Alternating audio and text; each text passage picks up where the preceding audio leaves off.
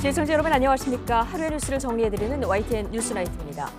험지 출마를 통한 국민의힘 인적 쇄신의 속도가 붙는 걸까요? 오늘도 영남 중진들에 대한 험지 출마 요구가 계속됐습니다. 지금까지는 주로 비윤계 인사들이 지목됐는데 취임 후 첫 공식 기자회견을 가진 한동훈 비대위원장, 스타급 인사들이 험지 가면 업어줄 거라면서 험지 출마론에 힘을 실었죠. 친윤계 인사들도 험지 출마에 합류할지, 이 바람이 수도권까지 확대될지 지켜볼 대목입니다. 민주당은 이명백 공관위원장의 윤석열 정부 탄생 책임론 발언 이후 친명 대 친문 갈등이 임계점을 향해서 끌어오르는 모습입니다. 자, 이 밖에 오늘 정치권 관심 뉴스들은 잠시 뒤 나이트 포커스에서 다뤄보고요. 수요일 뉴스 나이트 오늘의 헤드라인 먼저 보시고 의대 증원 후 폭풍 관련 소식으로 출발합니다.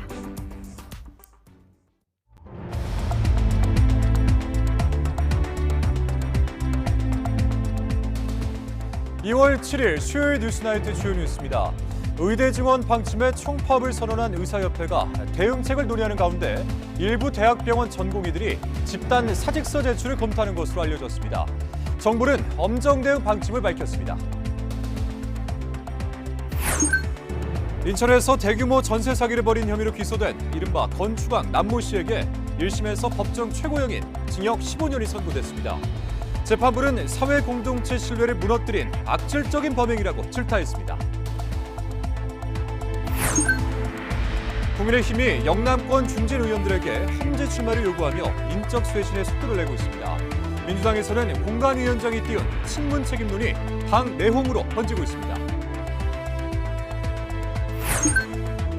방송통신위원회가 유진그룹을 YTN 최대 주주로 변경하는 안건을 조건부 승인했습니다. 언론노조와 언론단체들은 불법 매각이라며 규탄했습니다. 축구대표팀이 아시안컵 4강전에서 요르단에 완패하며 64년 만에 우승 도전이 좌절됐습니다. 실망스러운 경기 내용으로 클리스만 감독 책임론이 분출하고 있습니다. 이번 설 연휴 귀성 귀경길에는 맑고 온화한 날씨가 이어질 것으로 보입니다. 다만 설날 오후부터 서쪽 지역에는 비나 눈이 내려서 주의가 필요합니다.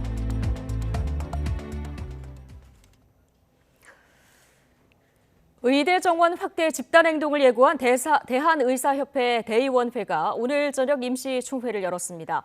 전공의들은 단체로 사직서를 제출할 움직임을 보이는 가운데 정부는 각 병원에 이를 수리하지 말라는 명령을 내렸습니다. 자, 취재 기자 연결해 보겠습니다. 조용선 기자.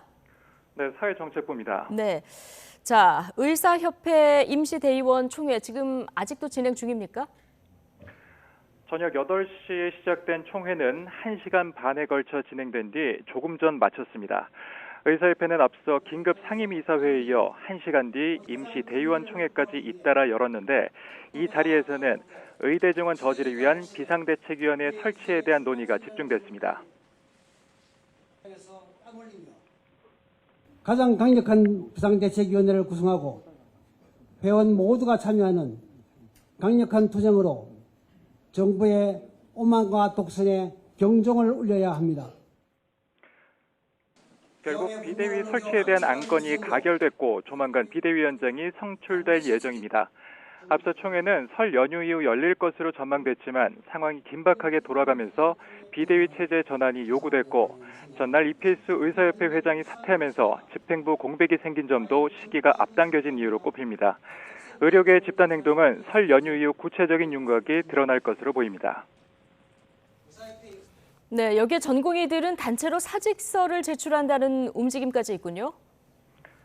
그렇습니다. 대학병원 일부 전공의들이 정부의 업무 개시 명령 전에 집단 사직서를 제출을 검토하는 것으로 알려졌습니다.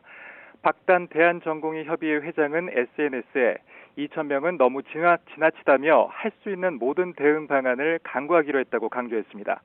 이 같은 움직임에 정부는 사직서 수리 금지 명령을 내려 대응했습니다. 의료법과 전문의 수련 규정에 따라 전공의를 교육하는 수련 병원들의 명령을 내린 것인데 지난 2020년 의사 총파업 때와 마찬가지로 집단으로 사직서를 내더라도 업무 개시 명령을 내릴 수 있고 이를 거부하면 처벌될 수 있다는 입장입니다. 또 각 지자체는 비상진료대책 상황실을 통해 비상진료 계획을 수립하기로 하고 앞으로 매일 중앙수습본부 회의를 통해 의사들의 집단 행동에 대한 방안을 논의하며 강력한 대응 기조를 이어갈 예정입니다. 지금까지 사회정책부에서 YTN 조용성입니다. 의대 정원이 대폭 확대되면서 수험가에는 의대 열풍이 더 거세지고 있습니다. 의대를 노린 N수생이 5천 명 이상 늘 거란 예측까지 나온 가운데 입시 판도에도 상당한 영향이 있을 전망입니다. 김연아 기자입니다. 의대 2,000명 증원 발표 이후 학원가가 앞다퉈 의대 입시 설명회를 열고 있습니다. 최상위권이 몰리는 의대 증원 규모가 예상을 뛰어넘으면서 올해 입시 역시 큰 변화가 예상되기 때문입니다. 최대시 700명이라고 생각했는데 그 이제 미니멈은 1,000명이라고 생각을 했고요.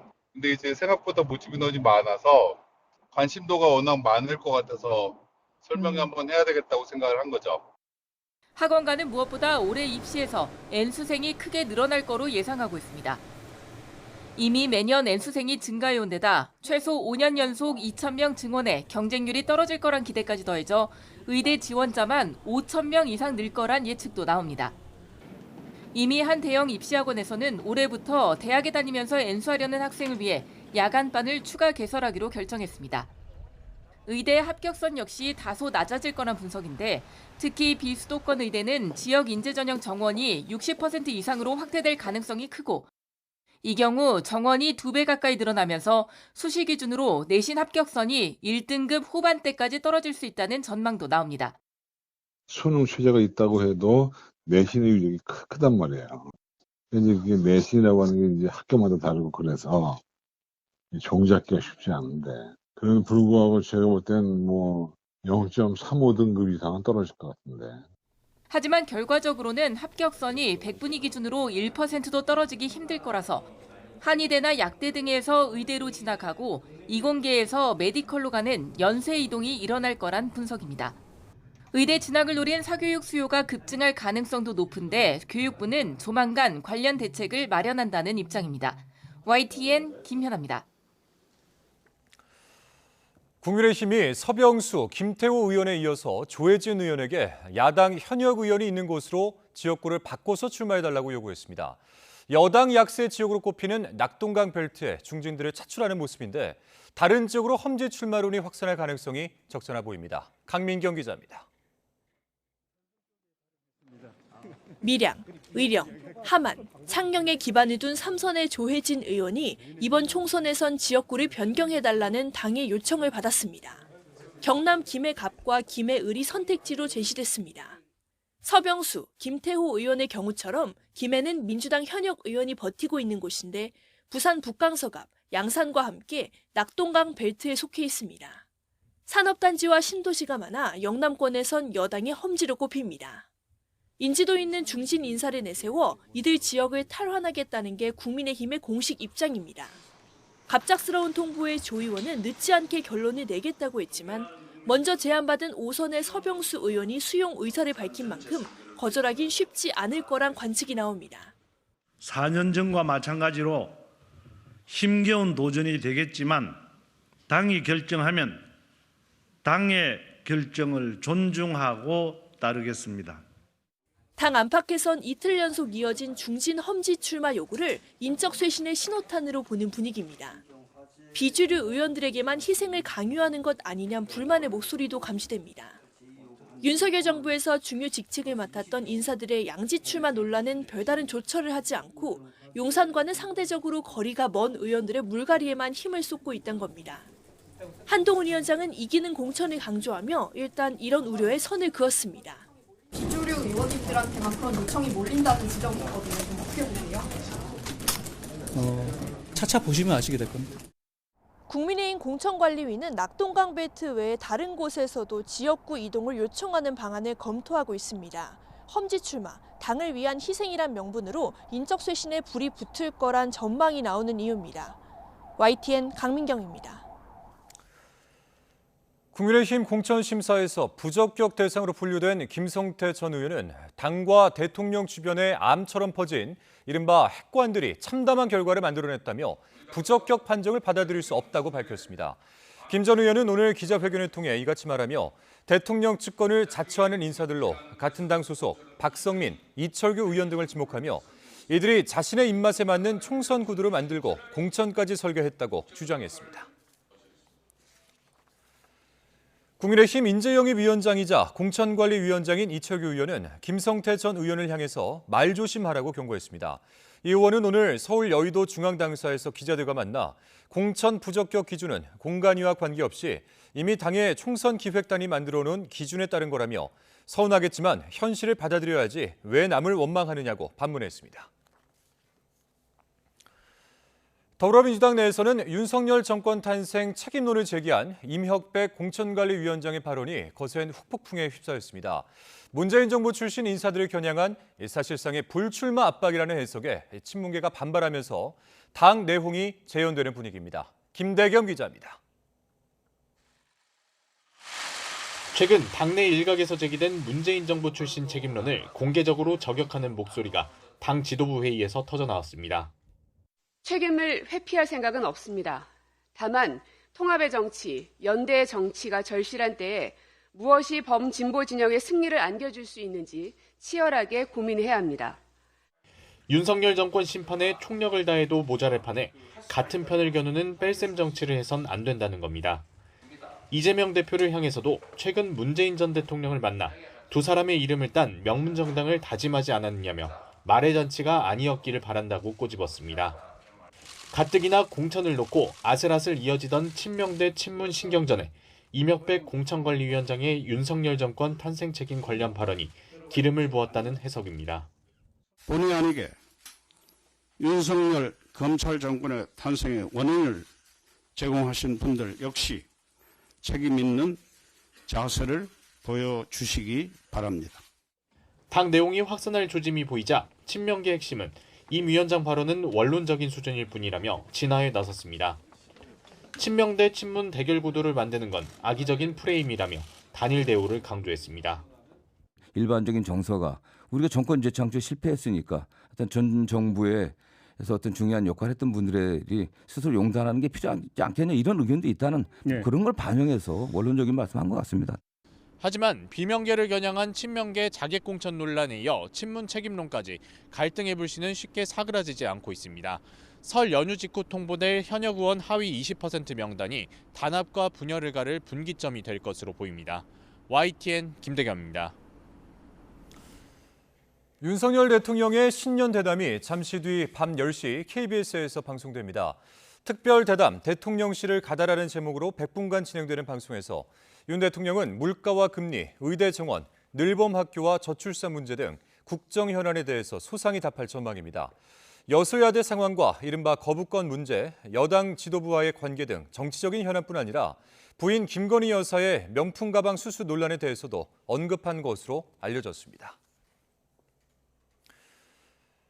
오늘 밤 윤석열 대통령의 신년 대담 방송을 앞두고 국민의힘 한동훈 비상대책위원장은 김건희 여사 명품 가방 수수 논란을 저열한 몰카 공작으로 규정했습니다. 민주당 정부 당시 영부인 의혹이 더 많았다고 역공에 나서며 이재명 대표의 검사 독재론도 정면으로 반박했습니다. 조성호 기자입니다. 한동훈 비대위원장이 관훈클럽 초청 토론에서 윤석열 대통령 부인 김건희 여사 의혹에 대한 입장을 밝혔습니다. 국민이 걱정할 만한 부분은 있다면서도 이른바 명품 가방 수수 논란은 저열한 몰카 공작이라고 잘라 말했습니다. 제2부속실 설치, 특별감찰관 임명 등으로 보완할 수 있을 거라며 화살을 민주당과 민주당 정부 대통령 부인으로 돌렸습니다. 특별감찰관 제도가 5년 내내 임명되지 않은 건 문재인 정권입니다. 민주당 정부 당시에 영부인에 관한 여러 가지 의혹들이 훨씬 더 많았어요. 그리고 그런 부분들 아직까지 사건화되어 있는 것도 있고요. 이름을 거론하진 않았지만 문재인 전 대통령 부인 김정숙 여사를 겨눈 걸로 보입니다. 윤석열 대통령과 당정 갈등을 봉합한 상황에서 김건희 여사가 몰카 공작 피해자란 주장에 힘을 실어주면서 대야 공세에 나선 거란 분석입니다. 한 위원장은 윤 대통령이 거부권을 행사한 김건희 여사 주가 조작 의혹 사건 등에 대한 특검도 명백한 총선용이라며 민주당을 비판했습니다.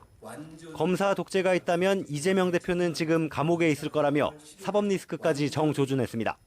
만약 검사 독재가 있다면 이재명 대표는 지금 감옥에 있을 겁니다. 검사 독재라는 말 자체는 일단 검사를 사칭한 분이 이런 말씀하시는 게 좀 코미디 같긴 합니다. 민주당은 한동훈 위원장이 내로남불하고 있다고 강하게 반박했습니다. 수사를 들먹이며 야당 대표 모욕을 서슴지 않으면서 김건희 여사에 대해서는 모호한 답변으로 도망치려 했다고 지적했습니다. 용산 밀담에서 윤석열 대통령으로부터 질책이라도 받았습니까? 김건희 여사 앞에만 서면 무한히 작아지는 한동훈 위원장의 모습이 참으로 안쓰럽습니다. 김건희 여사 논란에 대한 야권의 공세에 한동훈 비대위원장이 문재인 정부 시절 의혹을 꺼내들어 확전에 나서면서 영부인 문제를 둘러싼 정치권 공방은 당분간 거세게 이어질 전망입니다.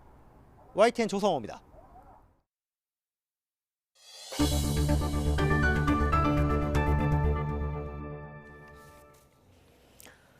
방송통신위원회가 유진그룹 측이 신청한 보도 전문 채널 YTN의 최대 주주 변경을 승인했습니다.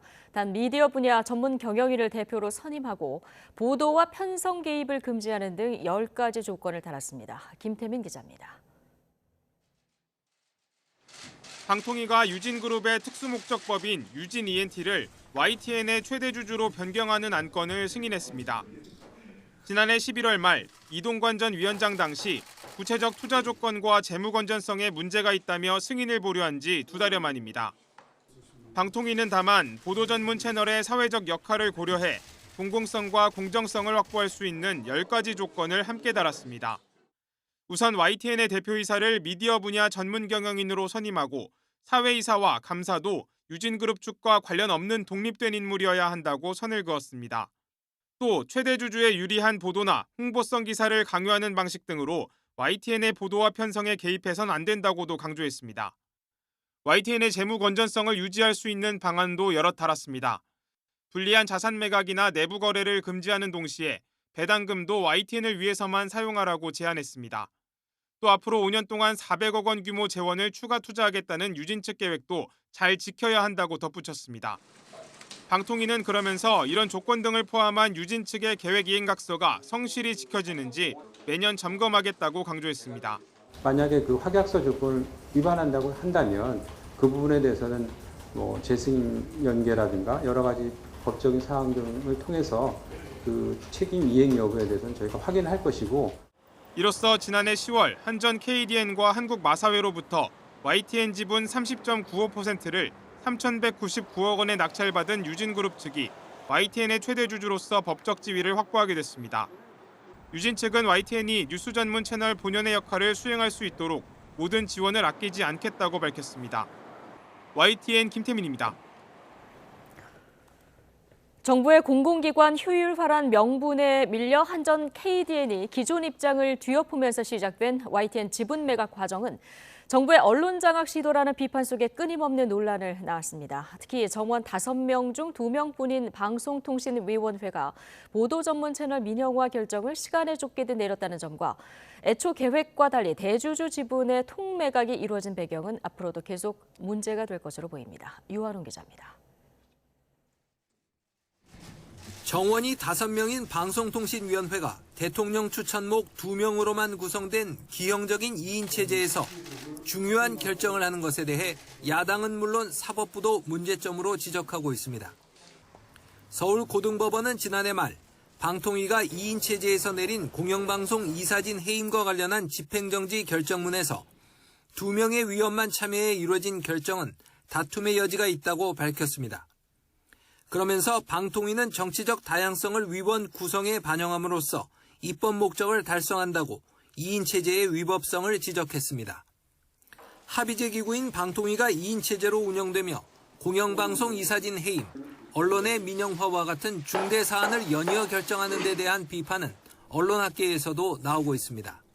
그 추진 절차에서도 방통위의 의사결정 과정과 또 위원회 구성에 있어서 너무나 위법적인 요소들이 많아서 절차적인 정당성이 심대하게 결여된 그런 매각 과정이었다.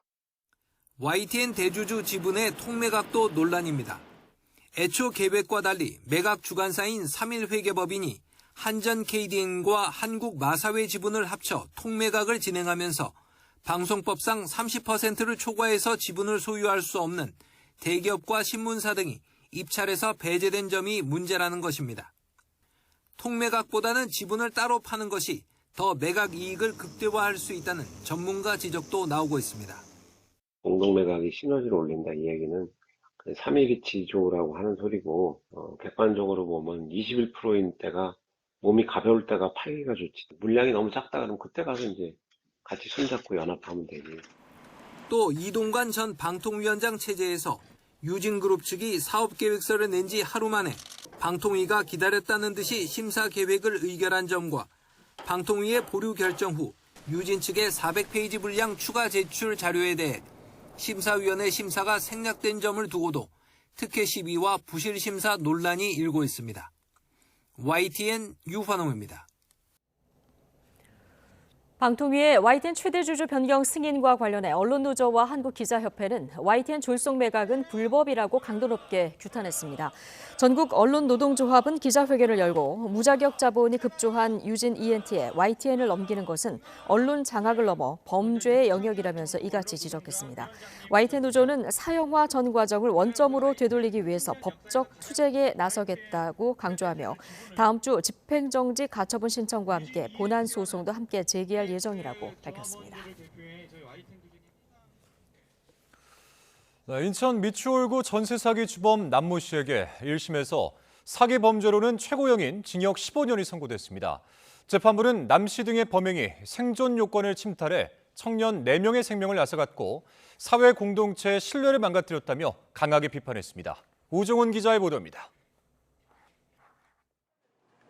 인천 건축왕으로 불렸던 남모 씨가 1심에서 징역 15년에 추징금 115억 5천만 원을 선고받았습니다.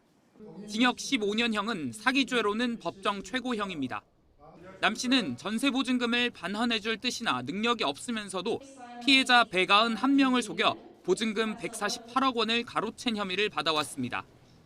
남 씨와 함께 기소된 공범 9명도 적게는 4년에서 많게는 13년의 실형이 선고됐습니다. 재판부는 남 씨 등의 범행이 주택 임대차 계약에 관한 우리 사회의 신뢰를 처참히 망가뜨렸다며 강하게 꾸짖었습니다. 특히 2시간 가까이 이어진 선고 공판에서 무죄 주장을 굽히지 않았던 남 씨는 물론 범행을 공모하지 않았다는 다른 피고인들의 주장을 조목조목 반박했습니다.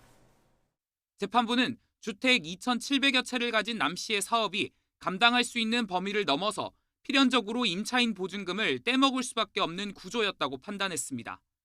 다른 공범들도 남 씨의 자금 사정이 어려워지는 점을 알고 있었고 임차 보증금을 증액하라는 남 씨 지시에 따르는 등 범행에 가담했다고 지적했습니다.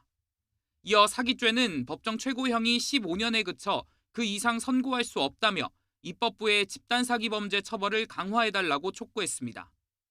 판사는 평생 모은 돈을 뜯긴 사회 초년생과 노인들의 피해 사례를 언급할 때 감정에 북받친 듯 잠시 말을 잇지 못했고 방청석에서도 울음이 터져나왔습니다. 선고 직후 피해 임차인들은 기자회견을 열고 공범들에게도 징역 15년이 선고돼야 한다고 목소리를 높였습니다. 또 남 씨는 반성은커녕 탄원서를 받아내기 위해 보증금 반환을 미끼로 피해자들을 이간질까지 했다며 분노했습니다. 피해자들의 전 재산을 빼앗고 삶의 기본권인 주거권을 흔들어 놓은 이 가해자들에 대한 판결이 고작해야 15년입니다. 피해자들은 지난해 2월 극단적 선택을 한 피해자의 일주기를 맞아 오는 24일 서울 보신각에서 추모제를 진행할 예정입니다. YTN 우종훈입니다. 더불어민주당 전당대회 돈봉투 의혹을 수사하고 있는 검찰이 무소속 이성만 의원을 금품수수 의심 의원 가운데 처음으로 재판에 넘겼습니다. 서울중앙지방검찰청은 오늘 이 의원을 정당법과 정치자금법 위반 혐의로 불구속 기소했습니다. 이 의원은 전당대회를 앞둔 2021년 4월 송영길 전 대표 지지 모임에 참석해 윤관석 의원에게 300만 원짜리 돈봉투를 수수한 혐의 등을 받습니다. 더불어민주당 전당대회 돈봉투 의혹을 수사하고 있는 검찰이 돈봉투 수수 의심 의원들에게 피의자 신분으로 조사받을 것을 통보했지만 의원들이 불응했다고 밝혔습니다. 서울중앙지검 관계자는 검찰의 정당한 출석 요구에 타당한 이유 없이 불응하는 것은 사실상 특권을 요구하는 것이나 다름없다고 강조하며 국민 신뢰를 회복하기 위해서라도 사안이 규명되도록 협조할 것을 촉구했습니다. 이번 설 연휴 귀성 귀경길에는 맑고 온화한 날씨가 이어질 것으로 보입니다. 다만 설날 오후부터 서쪽 지역에는 비나 눈이 내려서 주의가 필요합니다. 김민경 기자가 설 연휴 날씨 전망 전해드립니다. 민족 최대의 명절인 설. 영하 15도를 밑도는 최강 한파가 몰아쳤던 지난해와 달리 올해 설에는 추위 걱정 없겠습니다. 낮 기온이 영상권을 유지하며 비교적 온화한 날씨가 이어질 걸로 보입니다. 연휴 첫날부터 설 당일 아침까지 날씨도 맑겠습니다. 다만 아침에 안개가 짙게 낄 걸로 보여 좁은 시야와 함께 도로 위 살얼음에 주의가 필요합니다. 설날 오후에는 비 예보가 있습니다. 비와 눈이 다음 날 아침까지 이어지면서 일부 지역에는 비가 아닌 눈으로 내리는 곳이 있을 걸로 보입니다. 동해상으로 빠져나가는 저기압 후면으로 기압골이 남동진하게 되면서 10일 오후부터 11일 아침까지 경기 남부를 시작으로 충청권, 전라권, 제주도로 차례차례 영향을 받으면서 비 또는 눈이 내리겠습니다. 이후부터 연휴 마지막 날까지 귀경길에는 전국이 다시 쾌청한 날씨를 되찾겠습니다. 다만 바람이 다소 강하게 불면서 바다 물결이 높아질 가능성이 큽니다. 특히 제주도 부근 해상에는 높은 물결이 예상돼 섬 지역 귀경객들은 미리 선박 운항 정보를 확인하시는 게 좋겠습니다. YTN 김민경입니다.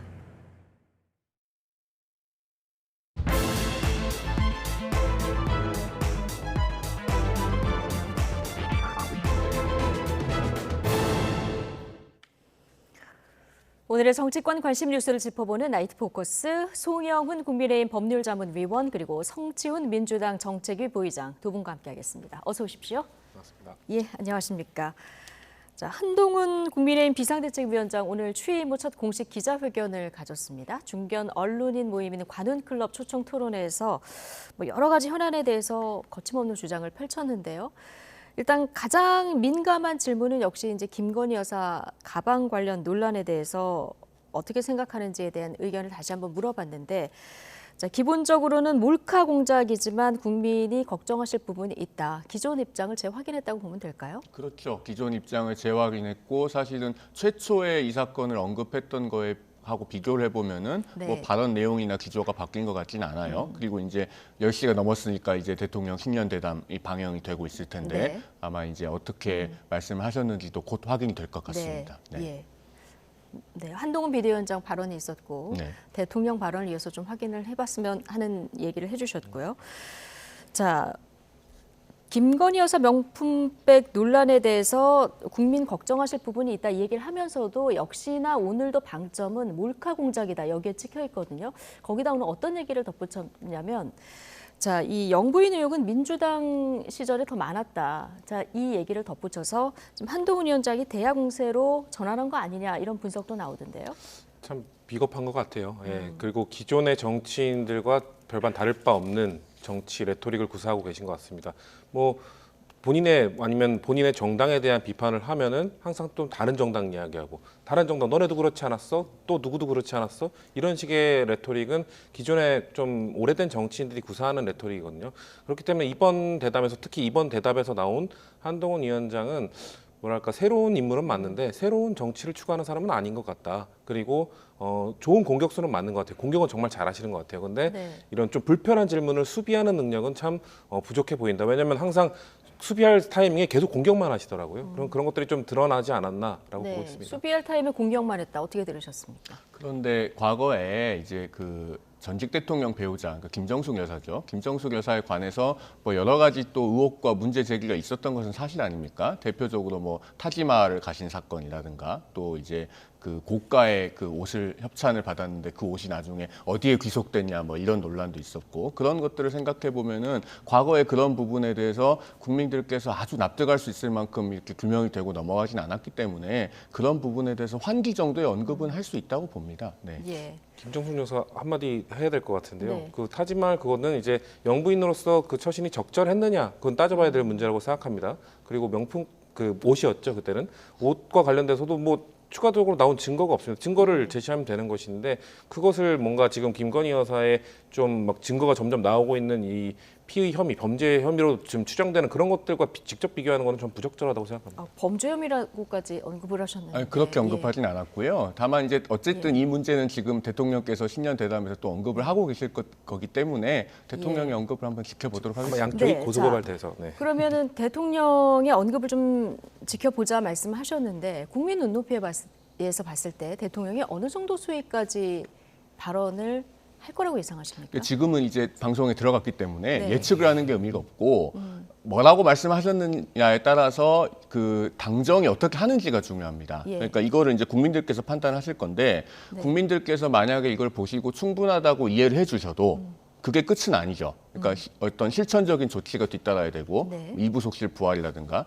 또 특별감찰관을 조속히 임명하기 위한 여러 가지 작업들이라든가 그런 것들이 반드시 후행해야 될 것이고요. 네. 그다음에 국민들께서 만약에 부족하다고 하시면은 더 진솔한 소통을 해야죠.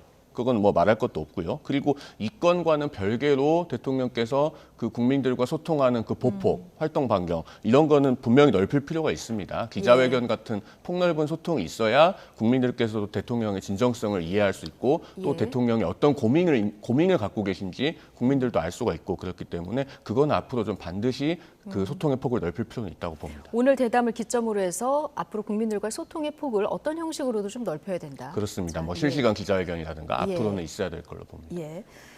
자, 지금 오늘 대통령께서 이 논란에 대해서 어느 정도 해명을 해도 제2부속실 설치라든가 특별감찰관 같은 어떤 실행으로 이어져야 된다는 이런 말씀을 해주셨고요. 그리고 오늘 뭐 이 문제뿐만 아니라 물가라든가 의대 정원 문제라든가 거부권 행사 굉장히 뭐 여러 가지 민감한 문제들 다 언급이 될 텐데 오늘 대담 이후에 가깝게는 설 민심 또 길게는 좀 총선까지 어떤 민심의 영향이 좀 있을 거라고 예상하십니까? 영향을 줄 수밖에 없을 것 물론 같습니다. 이제 내용을 좀 봐야겠습니다만. 예, 물론 네. 그렇지만 그 어떤 긍정적 영향을 줄 것인가 아니면 아무런 영향을 주지 못할 것인가 오히려 부정적 영향을 줄 것인가 국민들은 지금 지켜보고 있는 거거든요. 네. 선거를 앞두고 보통 뭐 유권자 투표 형태에 대해서 뭐 회고적 투표, 전망적 투표 이런 얘기 하지 않습니까? 그러니까 회고적 투표는 이제 과거 윤석열 정부에 대한 평가인데 국민들은 지금 회고적 투표 지표는 윤석열 대통령이 이번 대담에서 어느 정도까지 이야기를 하느냐. 사실 그 대통령이 뭐 국민과 대화하거나 대담할 때 좀 불편한 이야기를 하고 부족하게 국민 눈높이 수준에 맞지 않게 좀 그걸 얘기하더라도 국민들은 그래도 나와서 매 맞았네. 그 정도만으로도 인정해 주는 경우도 있습니다. 예. 근데 과연 윤석열 대통령이 매 맞았다고 할 정도의 발언을 할 것인가? 지금 모두가 좀 부정적으로 보고 있죠. 근데 오늘 모르겠어요. 지금 진행이 되고 있기 때문에 뭐 과연 제가 생각하는 뭐 부적절했다라든지 뭐 그 현장에서 돌려줘야 했다. 이 정도의 발언만 나와도 국민들은 나와서 매 맞았네 할 텐데 글쎄요. 그 얘기를 하실 정도였다면 왜 지금까지 안 했을까? 아마도 나오지 힘들지 않을까라고 생각하고 있습니다. 예, 뭐 송영훈 위원님 말씀대로 대담이 좀 지난 후에 네. 자, 이 발언에 대해서는 아마 저희가 내일 평가를 해볼 수 있을 것 같은데요. 자, 오늘 한동훈 위원장 기자회견 관련 질문 계속 이어갈 텐데 대통령과의 관계에 대한 질문도 오늘 나왔습니다. 지금까지 내가 대통령과 신뢰의 관계를 유지할 수 있는 거는 서로 자기 생각을 강요하지 않는 덕분이다. 자, 이런 얘기를 했는데 자, 지난번 갈등은 완전 봉합됐다고 봐야 될까요?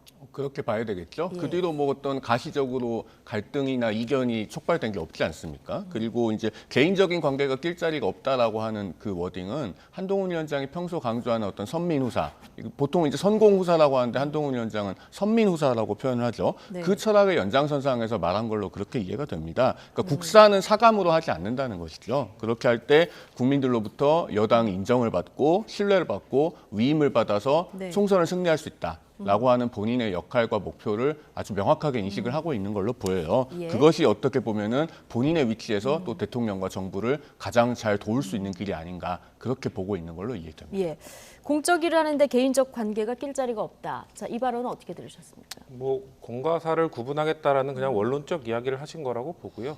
근데 두 분의 관계는 워낙 돈독하죠. 그래서 저는 근데 다른 생각을 가진 거에 대해서 서로에게 강요하지 않는다. 그런 훌륭한 생각을 가지고 계신지 몰랐습니다.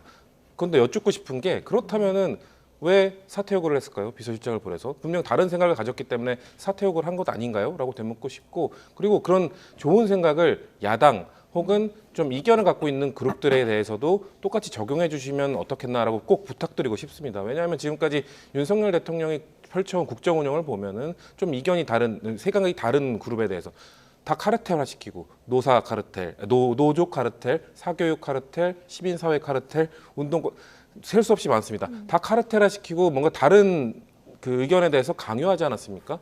그런 좋은 생각을 갖고 계셨다면 네. 앞으로 국정 운영을 하는 데 있어서 조금 더 확장해서 해주시면 너무 좋을 것 같습니다. 네. 이 자리가 설전을 벌이는 자리는 아니긴 한데요. 네. 현재 야당에 대해서 어떤 강요를 할 수는 없죠. 왜냐하면 이번에 선거제 확정되는 과정에서도 보셨다시피 이재명 대표는 헌정사상 가장 강력한 야당 대표입니다. 선거제를 한 사람에게 일임하고 한 사람의 생각으로 최종 결단한 예가 우리 헌정사상 없거든요. 그러니까 강요라는 표현 자체가 어떻게 보면 야당한테는 지금 불가능한 것이고 그래서 비판을 하고 어떻게 보면 이제 촉구를 하고 있다. 그런 말씀 드립니다. 네. 자, 한동훈 위원장에 대해서 총선 이후 행보에 대한 질문도 나왔는데요. 자, 이 질문에 대한 대답 오늘 굉장히 관심을 끌었습니다. 자, 어떤 답변을 내놨는지 직접 듣고 오시죠. 입장 바꿔 생각해 보더라도 4월 10일 이후에 제 인생이 좀 꼬이지 않겠습니까? 이기든 지든. 저는 그걸 알고 나왔습니다.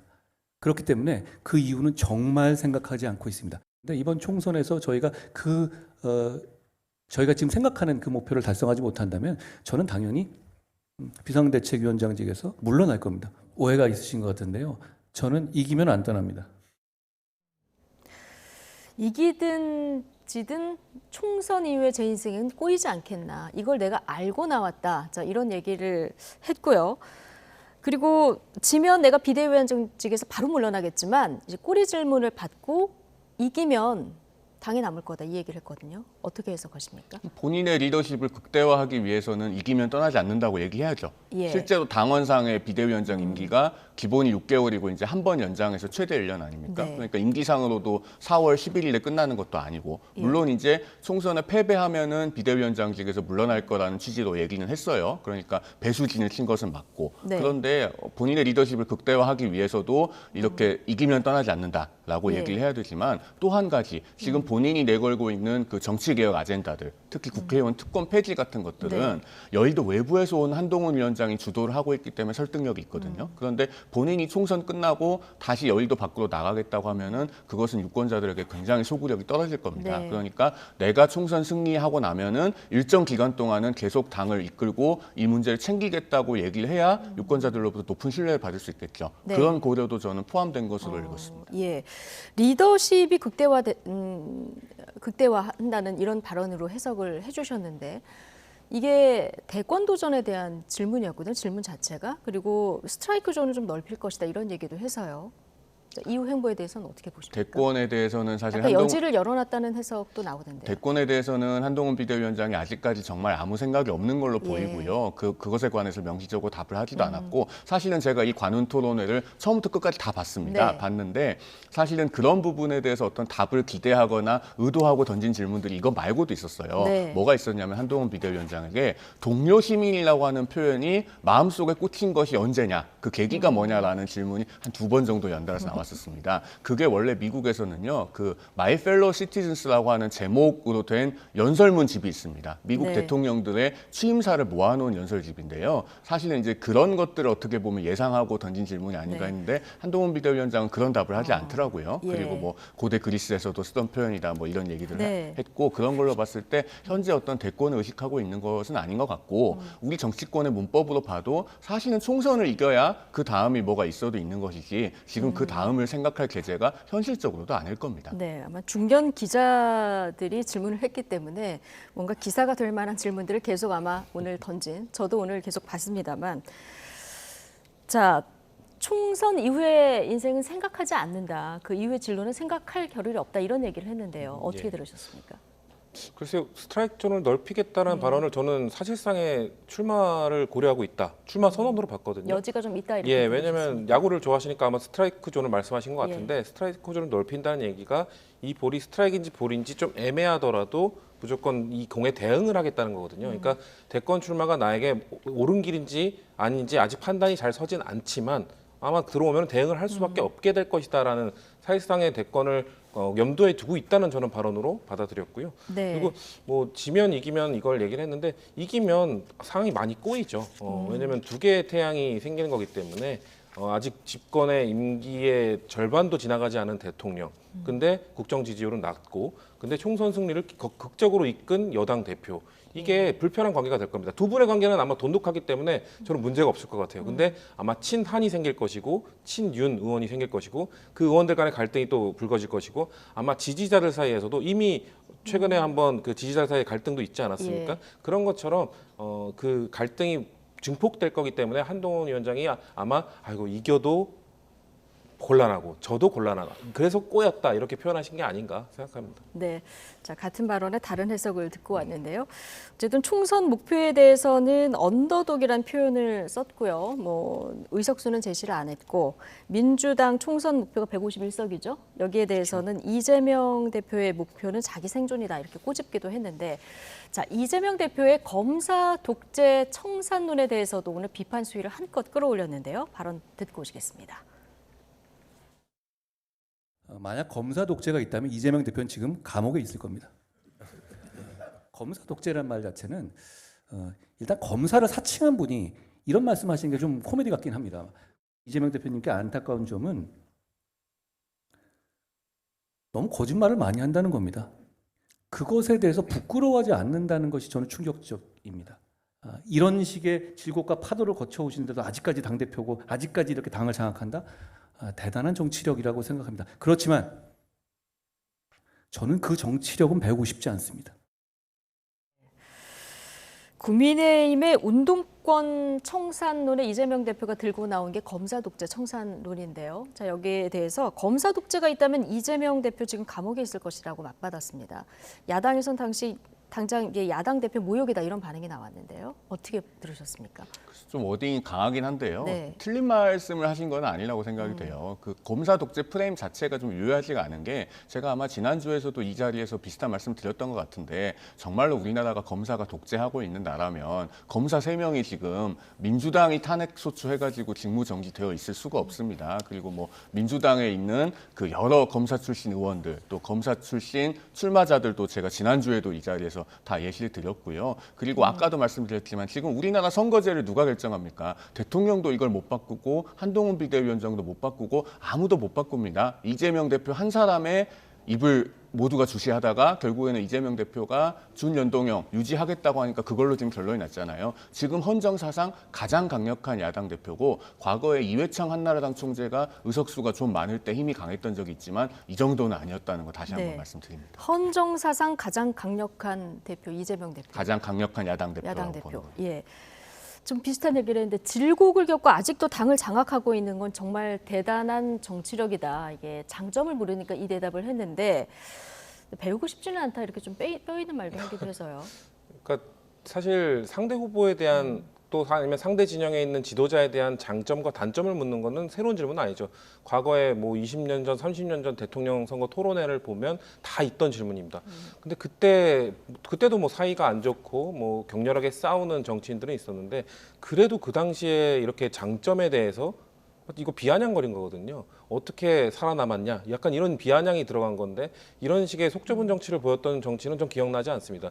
아무리 싸우고 아무리 정말 죽일 듯이 싸우던 사이여도 토론회에서 장점을 물어보면 진짜 장점에 대해서 칭찬하고 뭐 그건 배우고 싶다 이런 식의 정도의 발언을 하는데 한동훈 위원장은 그것조차도 허용하지 않는 속 좁은 정치인의 모습을 보여주지 않았나. 저는 그래서 중도층에 계신 분들이 글쎄요 한동훈 위원장이 새로운 인물이기 때문에 관심을 갖고 매우 관심 갖고 지켜보고 있을 텐데 저런 식의 배포를 보여주면은 네. 아마 실망하지 않았을까 생각해요. 네, 이재명 대표가 만약에 한동훈 위원장의 장점 이 질문을 받으면 어떻게 대답할지도 궁금한데 아마 관훈클럽 토론에 이재명 대표도 뭐 참석을 할 테니까요. 네. 비슷한 질문 할 것 같아요. 어떤 대답이 나오는지 좀 보도록 하고요. 자. 국민의힘으로 가보겠습니다. 지금 영남 중진에 대한 희생 요구가 계속 이어지고 있는 이런 상황입니다. 어제 이제 서병수, 김태호 의원에게 민주당 의원이 현역으로 있는 곳으로 지역구로 옮겨달라. 자 이렇게 요구를 했다는 소식 전해드렸는데 자, 오늘은 조혜진 의원에게도 민주당 의원이 현역으로 있는 곳으로 좀 옮겨달라. 또 물론 이제 PK 지역입니다만 이런 요구가 있었습니다. 이거는 지금 국민의힘 입장에서는 낙동강 벨트부터 먼저 좀 탈환을 해야 되겠다 이런 의제 연장선상이라고 보면 될까요? 그렇죠. 낙동강 벨트의 탈환이 절실하죠. 네. 지난번 총선에서 5대4였나요? 그전 총선에서 아마 6대3 뭐 이렇게 나왔던 걸로 기억을 하는데 거기서 이런 의석수들을 탈환을 해야 국민의힘이 뭐 안정의석수를 확보하는 데 근접할 수 있을 겁니다. 그래서 지금 이제 차출론이 나오고 있는 것 같고요. 그 이제 서병수 의원 같은 경우에 5선을 하셨고 네. 특히나 이제 부산시장을 하셨기 때문에 사실 부산의 어느 지역구에 투입을 해도 논리적으로 말이 되죠. 예. 당선 가능성도 존재한다고 봐야 되고 그래서 이제 부산 진갑을 떠나서 그 전재수 의원이 현역으로 있는 부산 북강서갑 차출론이 나왔던 거고요. 그다음에 이제 김태우 의원 같은 경우에 지금 양산을 차출론이 나오고 있지 네. 않습니까? 근데 이분은 원래 저 김해을에서 또 초재선을 했었고 그래서 이게 그 낙동강 벨트로 오는 것이 그렇게 썩 낯선 일이 아닙니다. 네. 그 과거에 이분이 거창 군수로 그 공직 시작을 했기 때문에 선출직을 시작을 했기 때문에 마치 이제 거창 홈그라운드인 것처럼 인식이 되고 현재 지역구도 그 산청, 함양, 거창 그쪽이긴 합니다만은 네. 원래 낙동강 벨트에서 하셨거든요. 그래서 옮겨오는 것이 그렇게 낯선 일이 아닐 것 같고 그다음에 이제 조혜진 의원 같은 경우는 그 지역구가 밀양, 의령, 함안, 창녕이잖아요. 깁니다. 예. 예. 근데 원래 여기가 4개의 군이 현재는 복합되어 있는데 처음에 초선 재선을 할 때는 지역구가 밀양하고 창녕이었습니다. 네. 나중에 이제 2군데가 추가가 됐는데 이걸 아마 당에서는 동일 지역구로 볼 것 같아요. 그래서 네. 중간에 한번 이제 쉬시고 3선을 해서 4번 중에 총 3선인데 이걸 동일 지역구 3선으로 볼 경우에는 이제 페널티가 어떻게 적용되는지도 한번 봐야 될 것 같습니다. 그래서 지역구를 옮겼더라도 옮긴 게 아니고 이게 병합이 됐죠. 병합이 예, 그러니까 기존 지역구가 본인이 포함이 옮긴 돼 건 있기 때문에 아니더라도. 예. 옮긴 건 아니고 새로운 군이 추가가 예. 되면서 이게 병합이 됐는데 이런 경우에도 동일 지역구로 본다면 이제 이걸 페널티를 어떻게 적용할 건가 이것도 좀 관건이라서 그 차출론과 좀 약간 맞물려 있을 수 있을 것 같습니다. 예, 예. 어쨌든 그런데 이런 분들이 다 이제 선수가 상당하시고 이제 중량감이 있거든요. 그런 분들을 낙동강 벨트에 투입을 해서 이제 많은 의석수를 좀 탈환해온다. 이런 구상이 당내에 어느 정도 있는 것 같습니다. 네, 중량감 있고 인지도가 있는 인사들을 험지에 투입한다. 자, 이런 전략인데요. 일단 서병수 의원은 오늘 기자회견을 열어서 내가 수용하겠다 이렇게 얘기를 했고 지금 김태호, 조혜진 의원은 아직 고민 중인데 자, 일단 서병수 의원이 받아들였기 때문에 거절하기도 좀 어려운 상황인 것 같은데요. 아마 받아들일 수밖에 없을 겁니다. 만약에 거부할 경우 기존 지역구에도 공천을 받기 어려운 상황이 올 수 있고요.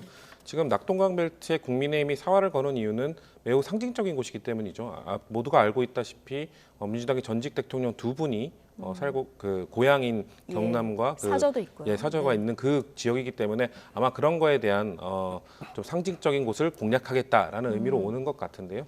근데 서병수 그 전 부산시장 그리고 전 의원 이 정도 인물이 오더라도 왜 부산 지역에서 이 지역이 험지로 원래 부산 지역은 국민의힘 텃밭 아닙니까? 네. 그런 곳임에도 불구하고 험지로 분류되는 이유는 전재수 의원이 20년 동안 닦은 곳이기 때문이죠. 물론 재선 의원밖에 되지 않았지만 지역을 20년 동안 정말 샅샅이 닦았기 때문에 아마 서병수 의원도 만만치 않은 도전이었는데도 이렇게 수긍하신 거는 아마 다른 의원들도 압박을 느낄 겁니다. 전재수 의원을 상대하겠다고 서병수가 가는데 다른 의원들이 거부할 명분이 없죠. 그리고 저는 김태우 의원이 지금 그 거론이 되고 있는데 지금 김두관 의원의 반응이 저는 아주 좀 주목할 만한 것 같아요. 예. 왜냐하면 뭐라고 하셨냐면 전현직 경남도지사가 이 지역을 위해 경쟁을 하게 된다면 네. 이 양산 시민들을 위해서도 매우 좋지 만약 않겠냐. 매치가 성사된다면 예. 그 부분도 굉장히 관전. 예, 그런 매너 있는 태도를 보이는 게 다른 정치인들도 좀 자기 지역구에 누가 왔을 때 그런 식으로 좀 받아줬으면 좋겠어요. 네.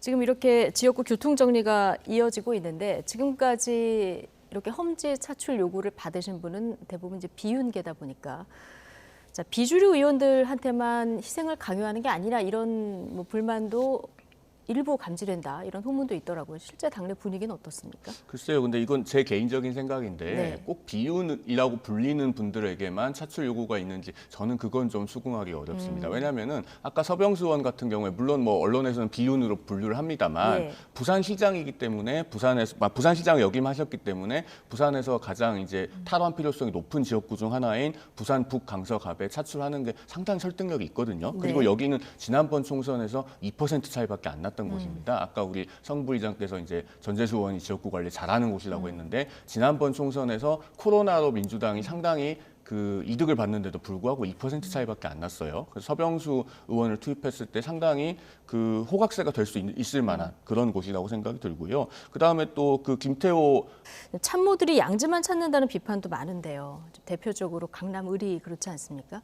박진 전 장관 그리고 이원모 전 비서관 비판도 일부 좀 나왔었는데 지역구 옮길 가능성 크다고 보십니까? 박진 전 장관하고 이원모 비서관을 같이 놓고 봐야 되는지는 조금 의문은 있는 게요. 박진 전 장관은 여기가 원래 본인의 지역구 아닙니까? 그러니까 좀 약간 동일선상으로 놓고 보기는 어려운데 이제 원론적인 차원에서 아까도 차출 얘기가 나왔습니다만 이 차출은 그러니까 험지 차출은 그걸 요구받는 분들이 어떻게 보면 영광스럽게 여겨야 되는 점이 있다고 봐요. 왜냐하면은 양지나 안방이라고 불리는 곳에만 있었을 때 당선될 수 있는 분들 같으면 그런 제한 자체가 안 가죠. 그러니까 어쨌든 선거에 뽑힌 거다. 그렇죠. 선거의 최전선에 나가서 그래도 싸워서 한 석을 가져올 수 있을 만한 능력이 되고 자격이 있는 분들이니까 당에서 그런 요구를 하는 겁니다. 아예 뭐 능력이 안 되고 안방에서만 당선될 수 있는 분들 같으면은 그런 제의 자체가 오지 않을 거기 때문에 그 대통령실에서 나오신 분들도 지금 출마를 하셨을 적에 그런 요구를 받는다면은 그걸 굉장히 영광스럽게 여기고 응해야 되는 것이 아닌가 저는 개인적으로 그런 생각을 갖고 있습니다. 예.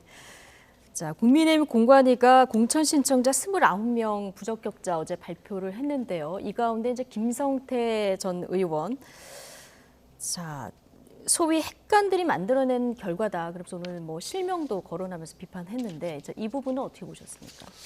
뭐 항상 탈락한 사람은 뭔가 억울한 부분이 있고 원인을 찾아야 되고 원인을 본인에게서 찾기보다는 뭔가 누군가에 의해서 내가 음해에 의해서 부적격을 받은 것이다. 이런 얘기를 하고 싶어 하죠. 근데 사면이란 게 사실 사면이 너 선거 나가도 돼 이건 아니거든요. 이전에 그 저질렀던 그리고 확정이 됐던 범죄에 대해서 이후 처벌에 대한 그런 것들을 사면해 주는 것인데 다들 너무 나오는 게 당연시되고 있는 것 같아요. 그게 왜냐하면 저는 작년 그 강서구청장 재보궐선거에서 그 김태우 후보가 사면 받자마자 사실상 후보로 내보내기 위해서 사면을 받았던 그 출마 때문에 뭔가 지금 이후에 사면 받은 사람들이 나도 출마해도 되겠네. 저는 김태우 효과로 보고 있고요. 근데 이번에는 아마 공천을 주지 못한 거는 민주당의 영향도 있을 것 같아요. 민주당 적격 부적격 아주 많은 비판을 받았지만 그중에 이 사면 받은 정치인 한 분 계셨는데 그분도 부적격을 받았거든요. 그래서 그런 거를 보면서 민주당도 사면 받은 사람 부적격 줬는데 우리도 줄 수는 없다. 그리고 강서구청장 재보궐선거에 그 결과를 보고 우리가 좀 배운 게 있어야 되지 않겠냐라는 내부적 좀 분위기가 있지 않았을까. 김성태 전 의원의 억울함은 글쎄요. 국민들은 그렇게 보지는 않을 것 같습니다. 강서구청장 말씀하신 대로 선거 영향 때문일까요? 국민의 이번에 도덕 기준을 좀 높였잖아요. 사면돼도 배제한다. 자, 이건 어떻게 보십니까? 룰 자체는 개인적으로 매우 타당하다고 봅니다. 일단 법적으로 봐도 그런 게요. 그 형선고의 효력을 상실하게 하는 특별 사면을 받으면은 형선고의 법률적 효과는 소멸되지만 그 형선고가 있었다는 사실 자체까지 모든 효과가 소멸되지는 않는다는 게 대법원 판례입니다. 이건 확고한 판례가 대법원 판례가 여러 개가 있고요. 그다음에 정치적으로 봐도 이런 기준을 적용하는 게 맞죠. 왜냐하면 국민의힘 입장에서는 어쨌든 민주당보다 한 단계 높은 도덕적 기준을 가져가야 국민들께 설득력이 있을 건데 지금 민주당의 공천 기준 중에 가장 논란이 되는 게 3심까지 대법원 판결이 확정되지 않으면은 하급심에서 유죄 받거나 기소가 돼도 무죄 추정으로 보겠다는 거 아닙니까? 그게 지금 국민 눈높이하고는 맞지 않죠. 그래서 국민의힘에서는 그거보다 한 단계 높여서 사면이 됐다고 하더라도 심지어 확정 판결을 받고 그게 사면이 됐다고 하더라도 우리는 공천 자격을 안 주겠다라는 거예요. 그런 점에서 한 단계 높게 국민의힘은 지금 기소 여부에 대해서는 어떤 기준입니까? 기소 여부에 대해서는 아마 제가 알고 있기로는 이게 사안별로 따지는 걸로 알고 있습니다. 한번 다시 확인해 보겠습니다. 제가 여기선 반발을 해야 될 것 같은데요. 그러니까 잠깐 말이 아직 안 끝났습니다. 그래서 어쨌든 한 단계 높은 도덕적 기준을 가져간다는 차원에서도 그렇게 설정하는 게 맞을 것 같고 그다음에 말씀하신 것처럼 이제 강서구청장 보궐선거 사례도 있죠. 그러니까 결국에는 이게 사면이 됐다고 해도 국민들 마음속에서까지 사면이 된 것인가 그걸 봐야 되기 때문에 그 사면되신 분들에 대해서 공천 자격을 부여하지 않는 룰은 불가피한 측면이 있다. 다만 그분들 중에는 어떻게 보면 당에서 그 경험은 경청해야 될 분들이 있을 수 있습니다. 그분들을 잘 다독이고 경험과 지혜를 경청하는 것들은 또 그것대로 필요하지 않나 하는 정도의 생각을 가지고 있습니다. 네, 뭐 참 남을 비판하는 건 쉽습니다. 근데 본인의 잣대를 똑같이 적용하느냐 이게 힘듭니다. 저도 그래서 항상 뭔가 비판할 때 조심스러운데요. 국민의힘이 이 민주당의 이 공천 기준, 방금 말씀하신 무죄 추정의 원칙에 대해서 엄청난 비판을 했습니다. 그러면 이제 과연 근데 그 사안별로 보신다고 한 게 명확한 기준을 제시하지 않은 것이거든요. 정진석 의원 지금 1심 실형 나왔습니다. 그리고 김연아 전 의원 예비후보 등록하고 잘하고 있지만 지금 재판 중에 있습니다. 이런 부분들에 대해서 과연 얼마나 엄정한 잣대를 들이댈 것인가. 이게 국민의힘이 지금까지 민주당에 대해서 그렇게 신랄하게 비판했던 것을 본인들에게는 어떤 잣대를 들이댈 것인가를 가늠하는 기준이 될 거라고 보거든요. 저는 그 기준을 높여주셨으면 좋겠어요. 그 한국 정치를 위해서라도 국민의힘이 그런 기준을 주면서 정진석 의원 컷오프, 김연아 의원 컷오프 이렇게 한다면은 저는 박수 쳐드릴 거라고 생각합니다. 20초만 말씀을 드려야 될 것 같은데요. 민주당 얘기도 해야 되는데 20초만요. 예, 일단 최종 공천 결과를 보시면 알게 될 거고요. 정진석 의원 사건 같은 경우에는 검찰이 벌금 500만 원 구형했는데 징역 6개월 실형 나온 것 자체가 대단히 이례적인 사안이라고 언론에서도 많이 보도됐던 걸 기억하실 겁니다. 예. 자, 민주당 얘기로 바로 넘어가겠습니다. 자, 민주당 이명백 공관위원장의 윤석열 정권 탄생 책임론 발언 이후에 지금 당 내홍이 더 깊어지는 모습이죠. 문재인 정부 청와대 대변인을 지낸 고민정 의원 오늘 최고위 회의 공개석상에서 불편한 심기를 그대로 표출했는데요. 친명 좌장 정성호 의원 발언까지 함께 듣고 오시겠습니다. 정치권이 연일 공천 문제로 떠들썩합니다. 뺄셈의 정치가 극에 달하고 있습니다. 책임을 회피할 생각은 없습니다. 다만 통합의 정치, 연대의 정치가 절실한 때에 무엇이 범진보 진영의 승리를 안겨줄 수 있는지 치열하게 고민해야 합니다. 어떤 길이 윤 정권의 폭주를 빠르고 강하게 막아낼 수 있는지 지혜를 모아야 할 때입니다. 특정한 어떤 분들을 지목한 것은 아니라고 보고 있고 당이 변화돼야 되는데 이번 총선 공천 과정에서 혁신적인 모습을 보여주지 않으면 국민이 신뢰하지 않을 겁니다. 주류적인 입장이 있었고 또 우리 문재인 정부에서 핵심적인 역할을 했던 분들이 어떻든 책임을 져야 된다는 이런 의견이 굉장히 크기 때문에 네, 자 고민정 의원 뺄셈의 정치가 극에 달하고 있다. 이 발언을 하고요. 개인 일정이 있다는 이유로 회의장을 나갔는데 굉장히 좀 이례적인 일인 거죠. 아마 최고위원회 자리가 불편하진 않았을 것 같아요. 예. 왜냐하면 최고위원회에서 뭔가 친문 세력에 대해서 비판하는 최고위원은 없는 걸로 알고 있거든요. 그렇기 때문에 그 자리가 불편하진 않으셨을 텐데 아마 그리고 본인이 회의장을 도중에 떠나도 이전에 사유를 말했어도 이 지역 일정이 있습니다라고 양해를 구했더라도 분명 그 도중에 자리를 뜬 것이 논란이 되고 이슈화가 되고 갈등이 표출된 것 아니냐라는 이야기가 퍼질 걸 알고 있었을 겁니다. 그럼에도 불구하고 그런 행동을 하셨다는 거는 뭔가 불편한 심기를 드러낸 것이죠. 아무래도 좀 과도한 친문 세력에 대한 비토 이런 것들에 대해서 불만을 얘기한 것이고 아마 그래도 고민정 의원이 친문 문재인 정부의 좀 대표적 정치인이기 때문에 그리고 지금 최고위원회에서 유일하게 친문 의원 아닙니까? 그런 것들을 그대로 드러난 거라고 봅니다. 예. 문재인 정부에서 핵심적인 역할을 했던 분들이 어쨌든 책임을 져야 한다는 의견도 굉장히 크다. 앞서 들어보신 정성호 의원의 발언인데요. 자, 대선 패배의 책임 지금 임종석 전 비서실장한테 좀 몰리는 이런 분위기인 것 같아요. 지금 친명 일각에서는 뭐 용산으로 가라부터 해서 출마하지 말아라 이런 압박이 이어지고 있는 상황인데요. 지금 출마 준비를 하고 있는 것이 중성동갑 아니겠습니까? 근데 민주당이 앞으로 임종석 전 비서실장에 대한 공천을 어떻게 할지 이게 굉장히 앞으로의 갈등 여부를 어떤 가늠할 잣대가 될 것 같아요.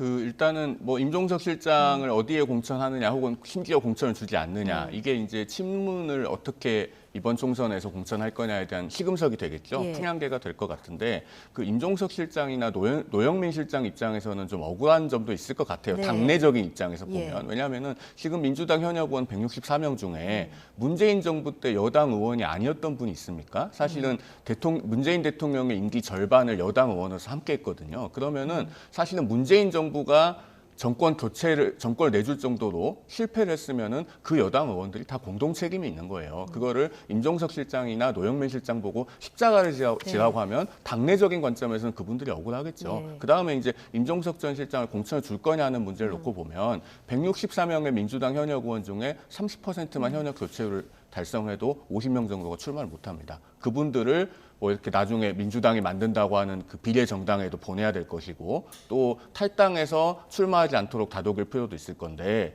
그런 과정에서 이제 임종석 실장을 아예 컷오프 시키는 것보다는 2012년에 선제적으로 불출마했던 임종석 실장에게 기회를 줌으로써 우리 당은 이렇게 12년이 지나도 기억을 하고 헌신을 잊지 않고 기회를 준다. 이렇게 하는 것이 어떻게 보면 민주당에 더 유리할 수 있어요. 그런 네. 전략적 고려가 있을 것 같고 예. 그다음에 이제 와서 중성동갑이 아니고 다른 지역으로 보내면은요.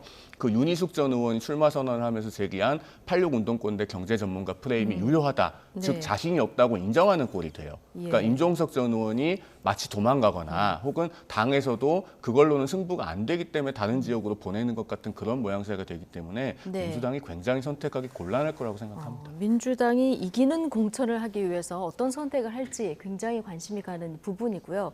그런데 이 발언의 당사자인 이명백 위원장, 한 언론과의 인터뷰에서는 이렇게 얘기했어요.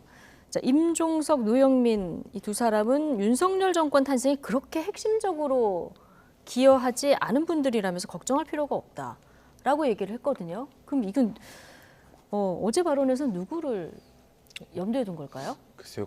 이명백 공관위원장님의 마음을 알 수는 없으니 네. 아마 누군가를 특정해서 이야기할 경우 본인의 발언이 좀 파장력이 크기 때문에 원론적인 말씀을 하시지 않았을까라는 생각이 있고요. 그 1차 공천 결과 발표를 할 때 넌지시 얘기를 하지 않으셨습니까? 뭔가 책임 있는 사람 내지는 선배 의원들이 좀 양보를 해달라. 국민의힘과 어떻게 보면은 방향은 같은데 중진 의원들 이런 사람들을 네. 어떻게 해결할 것인가에 대한 방향은 같은데 방식이 다른 거죠. 국민의힘은 어떻게 보면 다 수뇌부가 전략을 짜서 여기 제안 이런 식으로 하고 있는데 일단 민주당은 설 연휴 전에는 예. 자발적인 좀 움직임을 요구하는 상황이고 이 윤석열 정권 탄생에 대해서는 뭐가 원인이었느냐 다 생각이 다를 것 같아요. 어떤 사람은 부동산 정책 책임자가 그 원인이 있는 거 아니냐. 어떤 사람은 윤석열 검찰총장과 그 당시 너무 격렬하게 싸운 사람 다양한 그게 있기 때문에 그거에 대해서 굳이 뭐다라고 명확하게 이야기하지 않으신 것은 이명백 공관위원장께서 저는 잘하신 거라고 봅니다. 네, 여러 가지 해석의 여지를 남긴 이명백 위원장의 발언까지 좀 해석을 해봤고요. 자, 비례대표 선거제 후폭풍 마지막으로 짧게 좀 다뤄볼 텐데요. 선거제 키를 쥐고 있는 민주당이 준연동형 비례대표제를 채택하면서 거대 양당의 꼼수 위성정당 사태 이번 총선에서도 되풀이될 전망이죠. 이재명 대표 오늘 다시 한번 사과를 하면서도 화살을 국민의힘으로 돌렸는데요. 이 발언 듣고 오시겠습니다. 여당의 이 100% 위성정당에 대해서는 뭐 당연하다 이렇게 평가 판단하고 야당의 그래도 비례대표제 그중에서도 연동형의 취지를 살리겠다는 이 준위성정당에 대해서는 다른 잣대로 비방하는 것은 균형의 관점에서 옳지 않다 이 말씀을 드린 바입니다. 그러니까 국민의힘은 100% 위성정당을 만드는데 민주당은 준위성정당을 만든다는 거예요. 왜 민주당만 그런데 비판하냐 이런 얘기인데요. 저는 지금도 그 위성정당과 준위성정당이 뭐가 다른지 잘 모르겠습니다. 그 독자적으로 자생할 능력이 없는 1인 정당이나 다름없는 정당으로부터 온 후보들 몇 명을 비례대표 순번에 끼워 넣으면은 앞에 준자가 붙는 준위성정당이고 그게 아니면은 위성정당이고 그렇게 되는 겁니까? 그 근본적인 차이가 뭔지 모르겠고요. 그 2020년에 그 비례대표 이제 선거를 하고 나서 몇몇 그 의원들이 이제 더불어시민당으로부터 제명이 돼서 각자의 원소속 정당으로 돌아가지 않았습니까? 네. 그렇게 해서 현재까지 원내 정당의 지위를 유지하고 있는 게 기본소득당인데요. 이 기본소득당이 2021년에 당비 내는 당원 수가 809명입니다. 예. 그러니까 이런 정당을 위성정당이라고 하는 게 탄생할 수밖에 없는 비정상적인 기형적인 선거 제도를 가지고 존속을 시키는 것이 민주당이 말하는 다당제인가? 사실 이것은 진정한 의미의 다당제가 아니죠. 어떻게 보면 뭐 야3당, 야4당 이런 모양새를 갖추기 위한 우당을 두는 겁니다. 이런 기형적인 선거 제도는 사실은 이번에 정리가 됐어야 되는데 또 이런 그 위성정당을 반복하게 된 것이 참 안타까울 따름입니다. 예. 근데 민주당이 내건 범야권 준위성정당, 통합형 비례정당이라고 부르던데요. 자, 이걸 연합을 어떻게 할 것인지, 비례대표 순번을 어떻게 정할 건지 앞으로 이제 정해야 되는 상황인데, 뭐 소수 정당이 벌써 일제히 요구를 쏟아내기 시작했거든요. 이거 어떻게 정리가 될까요?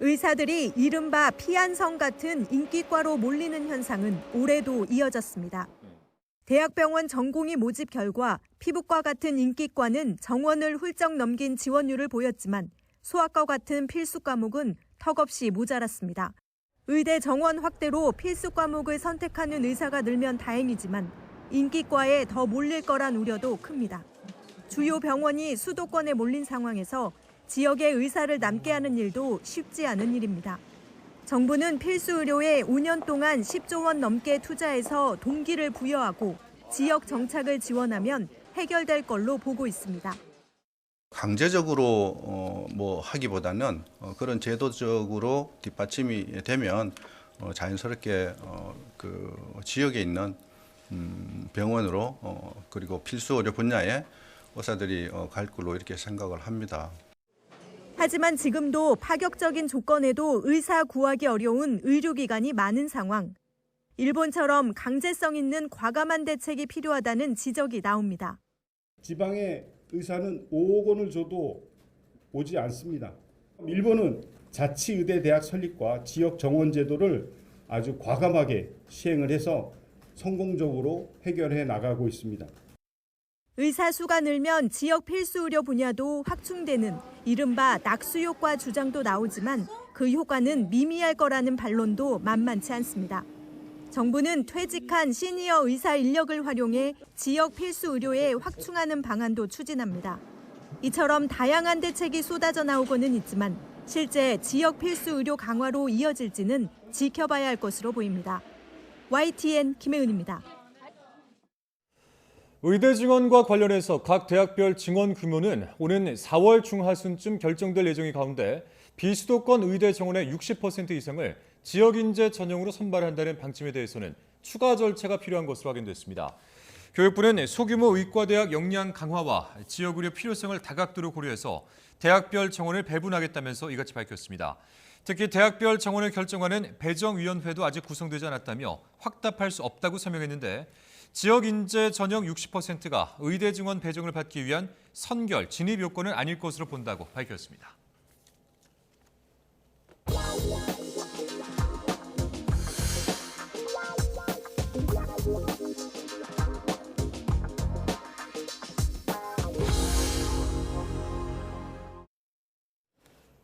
방송통신위원회가 유진그룹 측이 신청한 보도 전문 채널 YTN의 최대 주주 변경을 승인했습니다.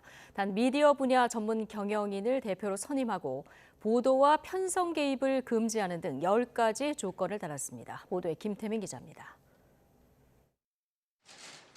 방통위가 유진그룹의 특수목적법인 유진 ENT를 YTN의 최대 주주로 변경하는 안건을 승인했습니다. 지난해 11월 말 이동관 전 위원장 당시 구체적 투자 조건과 재무 건전성에 문제가 있다며 승인을 보류한 지 2달여 만입니다. 방통위는 다만 보도 전문 채널의 사회적 역할을 고려해 공공성과 공정성을 확보할 수 있는 10가지 조건을 함께 달았습니다. 우선 YTN의 대표이사를 미디어 분야 전문 경영인으로 선임하고 사회이사와 감사도 유진그룹 측과 관련 없는 독립된 인물이어야 한다고 선을 그었습니다. 또 최대 주주에 유리한 보도나 홍보성 기사를 강요하는 방식 등으로 YTN의 보도와 편성에 개입해선 안 된다고도 강조했습니다. YTN의 재무 건전성을 유지할 수 있는 방안도 여러 달았습니다. 불리한 자산 매각이나 내부 거래를 금지하는 동시에 배당금도 YTN을 위해서만 사용하라고 제안했습니다. 또 앞으로 5년 동안 400억 원 규모 재원을 추가 투자하겠다는 유진 측 계획도 잘 지켜야 한다고 덧붙였습니다. 방통위는 그러면서 이런 조건 등을 포함한 유진 측의 계획 이행각서가 성실히 지켜지는지 매년 점검하겠다고 강조했습니다. 만약에 그 확약서 조건을 위반한다고 한다면 그 부분에 대해서는 재승인 연계라든가 여러 가지 법적인 사항 등을 통해서 그 책임 이행 여부에 대해서는 저희가 확인할 것이고. 이로써 지난해 10월 한전 KDN과 한국마사회로부터 YTN 지분 30.95%를 3,199억 원에 낙찰받은 유진그룹 측이 YTN의 최대 주주로서 법적 지위를 확보하게 됐습니다. 유진 측은 YTN이 뉴스 전문 채널 본연의 역할을 수행할 수 있도록 모든 지원을 아끼지 않겠다고 밝혔습니다. YTN 김태민입니다. 방송통신위원회가 유진그룹이 YTN의 대주주가 되는 길을 열어준 것에 대해서 언론노조는 절차적 정당성마저 잃었다며 조만간 법적 대응을 예고했습니다. 무엇보다 오너리스크를 비롯한 여러 논란이 끊이지 않았던 유진그룹이 보도와 편성 독립을 침해하지 않을지 우려도 여전합니다. 김영수 기자입니다. 언론노조는 방통위가 유진 측이 신청한 YTN 최대주주 변경 신청을 승인한 것을 범죄로 규정했습니다. 2인 체제의 기형적인 구조 속에 절차적 정당성마저 잃었다면서 방통위가 방송 장악의 도구로 전락했다고 비판했습니다. YTN 매각은 그저 일개 기업의 언론 인수가 아닙니다. 권력과 자본이 결탁한 특혜 매각 범죄이고 방송의 공적 책임을 어떻게 이행할지 근거가 부족하다는 심사위원회 평가가 제대로 된 심사 없이 어떻게 2달 만에 바뀔 수 있냐는 의문도 제기됐습니다. 서류만 있는 회사, 이른바 페이퍼 컴퍼니는 방송사를 소유할 수 없다고 한 지난 2015년 방통위의 결정을 스스로 뒤집었다는 지적도 나왔습니다. 30년 가까이 몸담았던 YTN이 말도 안 되는 자본에 공공성을 잃어버리고 팔려나가는데도 아무 일도 할 수 없이 그저 지켜만 봐야 하는 것이 너무너무 힘들었습니다. YTN을 공영체제로 돌려놓기 위해서 어떤 싸움도 마다하지 않겠습니다. 과정에 대한 논란과 별개로 수차례 조사와 수사 대상이 된 유진그룹에 대한 우려의 시선이 가시지 않고 있습니다. 금감원 검사에서 불법 자전거래 혐의가 포착돼 검찰의 수사 대상이 됐고 현직 임원이던 이사가 주가 조작 사건에 연루된 사실이 확인되기도 했습니다.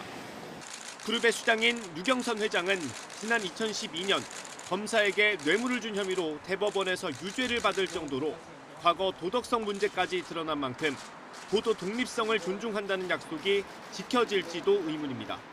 성실히 조사 잘 받았습니다. 할 말 없습니다. 최근엔 회장 일가가 계열사를 상대로 임대료를 받아 배를 불린다는 의혹까지 나왔다고 언론노조는 강조했습니다.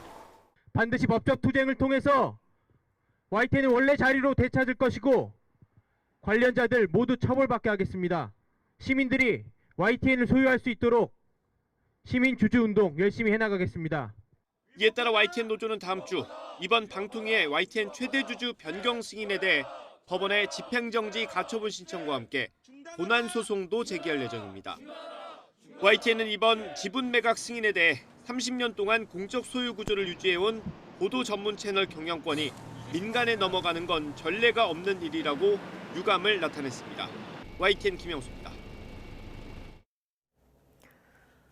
더불어민주당 전당대회 돈봉투 의혹을 수사하는 검찰이 금품을 받은 것으로 지목한 의원 가운데 처음으로 무소속 이성만 의원을 재판에 넘겼습니다.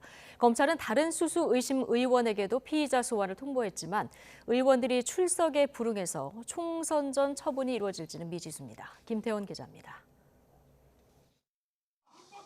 민주당 전당대회 당시 뿌려진 돈봉투를 받았다는 현역 의원 가운데 처음으로 이성만 의원이 법정에 서게 됐습니다. 검찰은 무소속 윤관석 의원 등을 압수수색하며 돈봉투 수사를 본격화한 지 10달 만에 이 의원을 불구속 기소했습니다. 이 의원은 전당대회를 앞둔 2021년 4월 송영길 전 대표 지지 모임에 참석해 윤 의원에게 300만 원이 든 돈봉투를 수수한 혐의를 받습니다. 또 이정근 전 사무부총장과 강래구 전 한국감사협회장 등 송영길 캠프 관계자들에게 불법 자금 1,100만 원을 건넨 혐의도 적용됐습니다. 앞서 검찰은 지난해 5월과 8월 두 차례 이 의원의 구속영장을 청구했지만 한 번은 국회 문턱을 또 한 번은 법원 문턱을 넘지 못했습니다. 그럼에도 검찰은 지난달 이 의원을 다시 소환하며 수사의 고삐를 당겼습니다. 검찰 관계자는 돈봉투 살포에 주도적으로 관여해 책임이 크고 증거가 충분히 확보돼 먼저 재판에 넘겼다고 설명했습니다. 지난 5일 총선 출마를 선언한 이 의원은 노골적인 총선 개입용 정치쇼라며 검찰의 정치 개입에 맞서 계속 싸우겠다고 반발했습니다. 검찰은 이와 함께 송 전 대표 지지 모임에 참석한 10명 가운데 강제조사를 벌인 이 의원과 임종성, 허종식 의원 외에 나머지 7명도 모두 피의자로 입건하고 서면으로 소환을 통보했습니다. 하지만 의원들은 총선 일정 등을 이유로 출석에 불응하는 것으로 전해졌습니다. 검찰 관계자는 민주당 의원들이 정당한 요구에 응하지 않은 채 사실상 특권을 요구하고 있다며 조사에 협조할 것을 거듭 촉구했습니다. 총선이 임박한 데다 국회의원의 회기 중 불체포 특권까지 감안하면 검찰이 총선 전에 체포영장을 청구하는 강수를 두기는 쉽지 않다는 분석이 나옵니다. 이 때문에 돈봉투를 받은 것으로 의심되는 다른 의원들의 조사와 처분은 총선 이후에나 본격화할 것으로 보입니다. YTN 김태원입니다. 검찰이 더불어민주당 전당대회 돈봉투 살포 의혹을 받는 무소속 윤관석 의원에게 징역 2년을 선고한 1심 판결에 불복해서 항소했습니다. 서울중앙지방검찰청은 윤 의원에게 징역 2년, 강내구 전 한국감사협회장에게 징역 1년 8개월을 선고한 1심 판결에 양형 부당을 이유로 항소했다고 밝혔습니다. 이들은 지난 2021년 5월 민주당 전당대회를 앞두고 송영길 전 대표를 당선시키기 위해서 현역 국회의원에게 300만 원이 든 돈 봉투 20개를 뿌리는 데 관여한 혐의 등을 받습니다. 지난해 용산 아파트 경찰관 추락사 사건과 관련해 마약 모임을 주도한 이들에게 1심에서 실형이 내려졌습니다. 서울 서부지방법원은 오늘 마약류 관리법 위반 혐의로 재판에 넘겨진 이모 씨와 정모 씨에게 각각 징역 5년 4개월과 징역 4년을 선고하고 약물 중독 재활교육 40시간 이수를 명령했습니다. 재판부는 이들이 20여 명의 참석자에게 마약류를 제공하고 직접 투약까지 해 죄책이 무겁다며 양형 이유를 설명했습니다. 또 이들과 함께 마약을 투약한 혐의로 기소된 4명에게도 징역형이 내려졌습니다. 위니아 김치의 오래된 김치 냉장고는 불이 자주 발생해 리콜 조치됐는데 최근에도 관련 화재가 잇따르고 있습니다. 아직도 문제의 김치 냉장고가 전국에 10,000대 정도 있는 만큼 각별한 주의가 필요합니다. 보도에 김선희 기자입니다. 아파트에서 시커먼 연기가 쉴 새 없이 뿜어져 나옵니다. 집안 베란다 벽면은 새까맣게 그을렸고 벽과 닿아있던 김치 냉장고는 완전히 탔습니다. 위니아 김치의 오래된 김치 냉장고에서 불이 난 겁니다. 지난해 서울 개봉동의 한 아파트에서도 같은 이유로 화재가 발생했습니다. 전기는 반드시 열이 나는데 전기 기기 주변에 먼지가 끼고 얼음이 끼고 하면은 전기 기기 내부에 열이 바깥으로 빠져나가지 못하기 때문에 발화가 된다. 최근 부산과 여수에서도 위니아 김치 냉장고가 원인으로 추정되는 화재가 잇따랐습니다. 위니아가 2005년 9월 이전에 생산한 뚜껑형 김치 냉장고 모델은 툭하면 불이 나 시한폭탄 같은 존재가 됐습니다. 최근 3년간 김치 냉장고 화재 사고 909건 가운데 726건, 거의 80%가 위니아 김치 냉장고에서 발생했습니다. 그 가운데 제조일자가 확인된 제품의 94%는 2005년 9월 이전에 생산된 모델입니다. 제조사는 2020년 12월부터 자발적 리콜에 들어갔고 정부도 소비자 안전주의보를 발령했지만 아직도 관련 사고가 끊이지 않고 있습니다. 분석 결과 피해자의 67%가 60대 이상 고령자에 집중돼 있는 것으로 나타났습니다.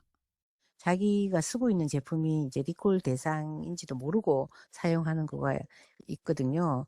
해서 해당 연령대가 있는 가정은 좀 리콜 대상 제품 사용 여부에 대해서 좀 더 주의를 기울이실 필요가 있습니다. 리콜 대상 제품은 2022년 47,000대에서 2년 만에 20% 수준으로 떨어졌지만 아직도 전국에 10,000대가량 남아 있습니다. 한국소비자원은 고령층에서 사고가 많은 만큼 이번 설 연휴 부모님 냉장고를 점검해 해당할 경우 반드시 리콜 신청을 당부했습니다. YTN 김선입니다. 저렴한 한우를 지정 배송일에 배송해준다고 광고하며 대대적으로 판매한 한우 판매업체에서 배송 지연 피해가 속출하고 있습니다.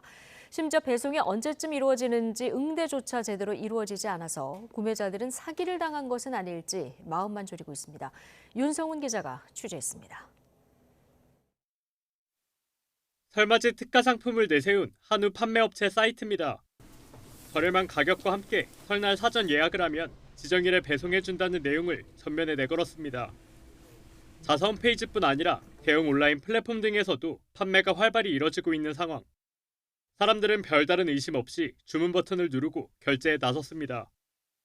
그러나 물건을 주문한 사람들은 배송 기한이 훌쩍 넘도록 물건을 받지 못하고 있다며 분통을 터뜨립니다. 심지어 보름 넘게 형방 끓이는 소비자도 있습니다. 설 명절 가족들과 먹으려고 주문한 한우가 연휴 전까지 도착할지도 불투명합니다. 너무 바빠서 그렇다고 해서 양보를 해서 생각을 해도 어떻게 늦어진다는 메시지 하나를 못 보내는지, 설날에 가족들 모여서 지금 대접하려고 그랬는데 지금 빵꾸 나게 생겨가지고 지금 어떻게 해야 될지 모르겠어요. 실제 해당 업체 홈페이지와 SNS 등에선 배송 지연에 대한 불만 글이 쇄도하고 있습니다. 더 큰 문제는 전화, 카톡 등을 통한 응대조차 전혀 이루어지지 않아 사기인 게 의심될 지경이라는 게 피해자들의 이야기입니다. 해당 업체 대표로 전화를 걸자 통화 중이라는 안내만 나올 뿐 연락이 닿지 않습니다. 통화 중입니다. 경기 안산에 위치한 해당 업체 측은 취재진과 만나 주문 물량이 많아 발생한 문제라며 연휴 전까지 배송을 마치겠다는 입장을 내놨습니다. 특히 고객 응대가 원활하게 이루어지지 않은 부분에 대해서도 사과하며 신경 쓰겠다고 밝혔습니다. 해당 업체가 이번 설 명절을 앞두고 주문받은 물량만 15만 건. 기다리는 것 외에 손쓸 방법 없는 구매자들은 업체가 약속을 지키기만을 바라며 마음 졸이고 있습니다. YTN 윤성훈입니다. 아시안컵 축구 일정을 모두 마친 우리 축구대표팀이 내일 밤에 귀국할 예정입니다. 클리스만 감독을 비롯해 국내파 위주의 본진과 축구협회 관계자 등은 현지 시간 내일 새벽에 카타르 도하를 떠나 밤 9시 15분 인천공항을 통해서 입국할 계획입니다. 손흥민과 이강인, 김민재 등 유럽파 선수들은 곧바로 소속팀으로 복귀해 리그 경기를 준비합니다. 더불어민주당이 범야권 세력과의 비례연합정당 추진을 공식화하면서 당선권 비례대표 순번을 둘러싼 신경전이 벌써 달아오르고 있습니다. 여당도 위성정당 창당에 속도를 내는 가운데 제3지대는 통합공천 논의에 착수했습니다. 이준엽 기자입니다. 박홍근 전 원내대표를 준위성 정당 실무 책임자로 임명한 민주당은 연대 대상과 범위 등에 대한 검토에 들어갔습니다. 누구와 손을 잡을지부터 창당 시기까지 모든 걸 들여다볼 예정인데 핵심은 비례대표 순번입니다.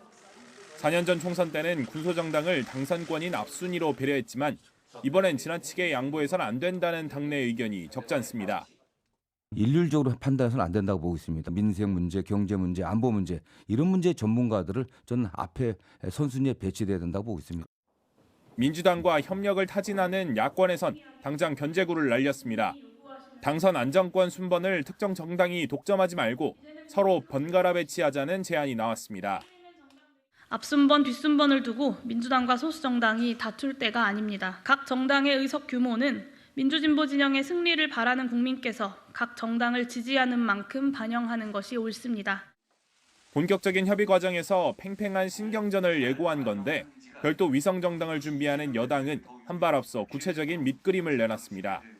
오는 15일 창당을 목표로 비례대표를 희망하는 영입인재를 위성정당에 투입하는 방안까지 고민하고 있습니다. 아마 발기인 대회는 마친 걸로 알고 있고 지금 이 상황이라면 아마 15일쯤에는 구체적인 창당 결과가 나타나지 않을까 그렇게 예상하고 있습니다. 거대 양당이 위성정당 논의에 속도를 내자 제3지대 세력도 빅텐트론에 다시 시동을 걸고 있습니다. 현행 준연동 형제에서는 최소 3% 이상의 득표율이 나와야 비례의석을 가져갈 수 있는 만큼 몸집 불리기 요인이 커진 겁니다. 연결고리는 합당을 전제로 한 통합공천관리위 구성입니다. 합당을 전제로 한 모임이다라고 하는 거에 대한 합의가 있었습니다. 그래서 오히려 위상이 더 커졌고요. 과정과 절차 전체를 여기서 논의하게 될 거고 가급적 빠른 시간 내에 마무리하자. 물론 당명과 정강정책, 지향하는 가치 등 제3지대 빅텐트 성사까진 넘어야 할 산이 많습니다. 여야 가리지 않고 비례대표 의석을 둘러싼 정치권의 수싸움이 치열해지는 모습입니다. YTN 이준엽입니다. 국민의힘 한동훈 비상대책위원장은 비례대표 선출 방식을 준연동형으로 유지하고 위성정당을 만드는 건 민주당 문제라며 축구하는 줄 알고 준비했는데 야구를 한다면 야구도 준비해야 한다고 밝혔습니다. 한 위원장은 오늘 관훈클럽 초청 토론회에서 국민의힘은 병립형 입장이 한 번도 변한 적이 없고 지금도 그렇지만 플랜 B로 위성정당을 준비하고 있다며 이같이 말했습니다. 이어서 180석을 가진 당들끼리 야합해 이런 제도를 만들려 하는데 대비책이 없어야 하냐며 그건 책임 있는 당이 아니라고 덧붙였습니다. 친명계 좌장으로 꼽히는 더불어민주당 정성호 의원은 이른바 조국, 송영길 신당의 통합형 비례정당 합류 여부와 관련해서 민주당과 범야권 승리에 도움이 되는지 그분들이 고민해달라고 말했습니다.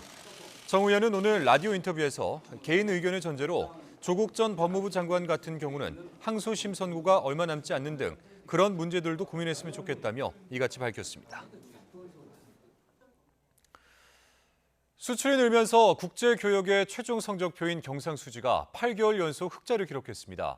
이로써 지난해 연간 경상수지도 기존 전망치를 크게 웃돌았습니다. 엄윤주 기자입니다. 경상수지가 8달 연속 흑자 행진을 이어갔습니다. 지난해 11월 38억 9천만 달러에 이어 12월에는 74억 1천만 달러 흑자를 기록한 겁니다. 규모도 2배 가까이 불어나 연중 최고치에 근접했습니다. 경상수지 가운데 가장 큰 비중을 차지하는 상품 수지는 80억 4천만 달러 흑자로 집계됐습니다. 지난 2021년 9월 이후 최대 수준입니다. 특히 반도체와 자동차를 중심으로 한 수출이 3개월째 증가세를 이끌었습니다. 다만 지역별로 보면 미국과 동남아로의 수출은 늘었지만 오랜 기간 최대 수출국이었던 중국으로의 수출은 여전히 위축된 상황입니다. 여기에 에너지 가격이 하락하면서 원자재 수입이 대폭 줄어들어 전체 수입도 많이 감소했습니다. 해외 생산 수출도 회복되면서 상품 수출이 연중 최고치를 경신한 가운데 에너지 가격 하락으로 상품 수입이 감소세가 커진 데 따른 것입니다. 서비스 수지에서는 한국을 방문하는 일본인 관광객이 줄면서 적자폭이 커졌고 본원 소득 수지는 국내 기업의 배당 수입이 늘면서 한 달 만에 흑자로 돌아섰습니다. 이처럼 수출 회복세에 힘입어 상품 수지가 크게 개선되면서 지난 한 해 연간 경상수지 흑자는 354억 9천만 달러로 최종 집계됐습니다. 2022년보다 37% 늘었고 연간 전망치인 300억 달러를 크게 웃돈 수치입니다. 한국은행은 반도체 IT 경기가 회복되면서 올해에도 수출 호조가 이어질 것으로 보인다며 올해와 내년 흑자 규모를 각각 490억 달러와 590억 달러로 전망했습니다. YTN 엄윤주입니다. 반도체와 자동차 등 10대 제조업 분야에서 우리 기업들이 올해 110조 원대 규모 투자를 계획하는 것으로 집계됐습니다. 산업통상자원부는 오늘 안덕근 장관 주재로 산업투자 전략회의를 열고 기업들의 투자 계획을 점검하고 지원 방안을 논의했다고 밝혔습니다. 정부는 10대 분야 제조업 기업들의 투자 계획이 차질 없이 이루어지도록 임시 투자세 공제 적용 기간을 연장하고 규제를 완화하는 등의 지원 방안을 추진할 계획입니다. 실업급여를 받는 동안 재취업에 성공한 사람의 비율이 7년 만에 30%대로 올라섰습니다. 고용노동부는 지난해 실업급여를 받는 동안 재취업에 성공한 비율이 30.3%를 기록했다고 밝혔습니다. 30%대 재취업률은 지난 2016년 이후 7년 만입니다. 재취업률 상승엔 실업급여 수급자들의 적극적인 재취업 활동이 영향을 미쳤다고 고용노동부는 설명했습니다. 오는 7월부터 가상자산 관련 시세 조종이나 부정거래, 미공개 중요정보 이용 행위가 금지되고 부당 이득액이 50억 원 이상일 경우 최대 무기징역까지 선고될 수 있습니다. 오는 7월 19일 가상자산 이용자 보호법이 시행되면서 가상자산에 관한 시세 조종이나 부정거래, 미공개 중요정보 이용 행위는 금지되고 위반 시 1년 이상의 징역 등 처벌을 받거나 부당 이득액의 3배 이상, 5배 이하의 벌금이 부과될 수 있습니다. 또 부당 이득액이 50억 원 이상이면 최대 무기징역까지 선고될 수 있고 부당 이득액의 2배에 달하는 과징금 부과도 가능합니다. 한국의 매운맛이 세계인의 입맛을 사로잡고 있습니다. 지난해 불닭 양념이나 고추장 등 이러한 소스류 수출이 역대 최대 실적을 달성했습니다. 황보혜경 기자입니다. 알싸한 매운맛의 원천, 국산 소스 수출이 활기를 띠고 있습니다. 지난해 우리나라 소스 수출은 3억 8,400만 달러, 우리 돈으로 5천억 원을 넘겼습니다. 1년 전보다 6%가량 증가한 수치로 역대 최대 실적입니다. 수출 물량은 13만 1,800톤으로 10년 전과 비교하면 2배 가까이 늘었습니다. K-팝 스타들과 영화 등을 통해 한식이 널리 알려졌고 최근 SNS에서 불닭과 떡볶이 매운 음식 챌린지가 인기를 얻고 있기 때문으로 풀이됩니다. 품목별로는 불닭 소스와 불고기, 치킨 양념 등 혼합 양념 소스 수출액이 2억 달러를 넘으며 전체 수출 실적을 이끌었습니다. 또 떡볶이의 필수 재료인 고추장 수출도 1년 전보다 18%가량 늘며 역대 최대 실적을 냈습니다. 수출국도 점차 늘어나 지난해엔 역대 가장 많은 139개 나라에 진출했습니다. 이 가운데 미국으로의 수출이 21.8%로 가장 많은 비중을 차지했고 중국과 일본 등의 순이었습니다. 소스류 수입액은 3억 1,700만 달러로 5년 연속 무역 흑자를 기록했습니다. 한식을 넘어 이제는 K소스가 세계인의 주목을 받고 있습니다. YTN 황보혜경입니다.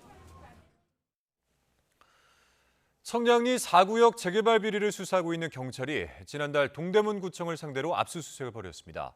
자, 그런데 이 YTN 취재 결과 미공개 정보를 이용해서 부동산 투기를 했다는 의혹을 받는 현직 과장급 공무원이 가족 명의로 된 차명 의심 부동산을 보유한 사실이 추가로 확인됐습니다. 권준수 기자가 단독 보도합니다. 지난달 동대문구청 압수수색은 주택가와 경제진흥과 등 재개발 관련 부서에서 이뤄졌습니다. 직간접적으로 재개발 업무를 맡은 전현직 공무원의 부동산 투기 의혹을 수사하기 위해서입니다. 이 가운데 현직 공무원인 최모 과장이 동대문구 안에 있는 또 다른 재개발 지역 2곳에도 차명 의심 부동산을 소유하고 있는 것으로 확인됐습니다.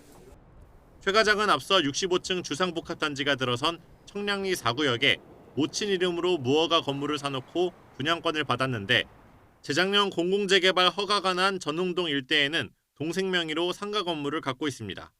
재리 많이 하다가 요즘에 와서 본격적으로 하는 거죠. 상가 건물을 갖고 있다는 건 거의 또 한 2배 정도 떴다고 봐야겠네요. 상가 2배 정도 있는데 상가 2배? 워낙 싸게 한 거니까. 재개발 초기 단계에 들어간 청량리역 인근 용두동에도 가족 명의로 부동산을 사놓은 것으로 확인됐습니다. 이해충돌방지법에 따르면 부동산 개발을 맡은 공직자는 본인뿐만 아니라 배우자 그리고 생계를 같이 하는 직계가족이 관련 부동산을 매수할 때 신고를 해야 합니다. 만일 같이 살지 않는 직계가족 명의로 부동산을 샀다면 사실상 규제를 피해갔을 가능성도 보입니다. 최 과장의 차명 부동산 의혹은 동대문구의 다른 재개발 지역에도 퍼져 있을 정도입니다.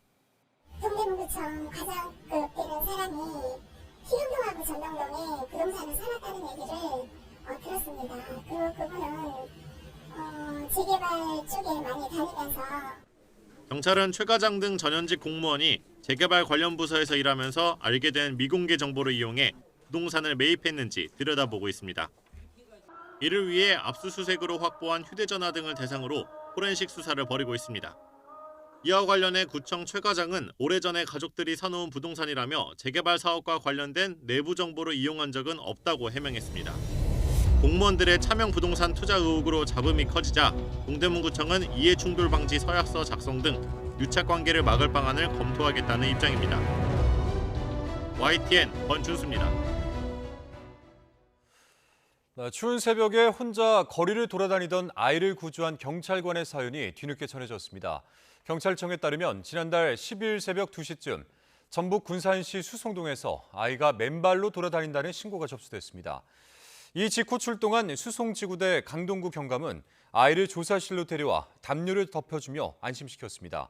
조사 결과 갓 3살이 된 이 아이는 가족들이 잠든 시간에 깨 밖에 혼자 나왔다가 길을 잃었었던 것으로 파악됐습니다. 제주 해상에서 침몰한 어선 선장이 실종 11일 만에 숨진 채 발견됐습니다. 오늘 정오쯤 서귀포시 섭섬 남동쪽 2.4km 해상에서 시신을 발견했다는 신고가 해경에 접수됐습니다. 지문 감시 결과 지난달 27일 제주 해상에서 침몰한 어선의 선장인 60살 A씨로 확인됐습니다. 해경은 당시 실종된 인도네시아 선원 1명을 찾기 위해서 수색 작업을 이어오고 있습니다. 우리 법에서 맹견으로 분류하는 대형견 로트와일러가 40대 대리운전 기사 부부를 공격해서 심하게 다치게 한 사건이 벌어졌습니다. 대리운전 고객차에 실려있던 개가 밖으로 나와서 주인과 신랑이 하던 기사를 문 건데 경찰은 쌍방폭행 혐의부터 적용해서 조사 중인 것으로 확인됐습니다. 차상훈 기자입니다.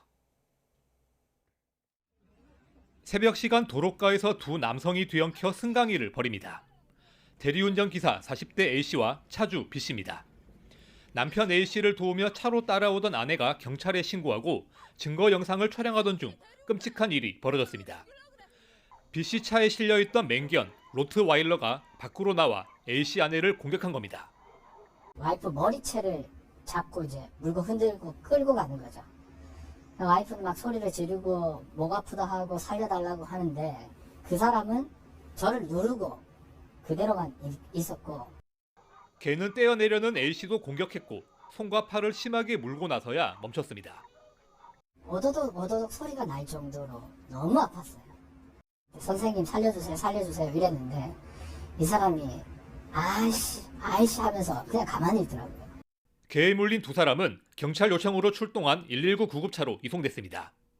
사건이 벌어진 지 3주가 지났지만 만신창이가 된 손에는 당시 흔적이 그대로 남아 있습니다. 그런데 경찰이 A씨와 B씨 두 사람 모두 쌍방폭행으로 입건하면서 피의자로 경찰 조사까지 받아야 할 처지에 놓였습니다. 차주 B씨가 자신도 부부에게 맞았다고 주장했기 때문입니다. 최초 출동한 지구대에서 그렇게 올라와 있는 상태이기 때문에 일단 그걸 가지고 그걸 토대로 조사를 하는 거죠. 로트와일러를 맹견으로 분류한 동물보호법은 외출할 때 입마개와 목줄을 해야 한다고 명시했지만 무시하다가 사고가 나는 경우가 적지 않습니다. B씨 차량 블랙박스는 경찰이 확인했을 때 저장 기한이 지나 당시 상황은 지워진 상태였습니다. A씨 아내 차에 찍힌 영상은 화질이 좋지 않아 사람만 간신히 구분할 수 있는 정도입니다. 사건이 벌어지기 전부터 개 입마개와 목줄은 없는 상태였다고 A씨는 주장했습니다. 경찰은 맹견이 차량 안에 있을 때도 입마개를 해야 하는지는 법리 검토가 필요하다며 추가 조사 후 동물보호법 적용 여부를 결정할 계획이라고 설명했습니다. YTN 차상입니다. 환경미화원의 건강을 위해서 앞으로는 청소차 배기관을 공중으로 향하게 설치해야 합니다. 환경부는 환경미화원 작업안전 지침서를 개정해서 청소차의 후방 수평형 배기관을 전방 수직형으로 바꾸도록 의무화했습니다.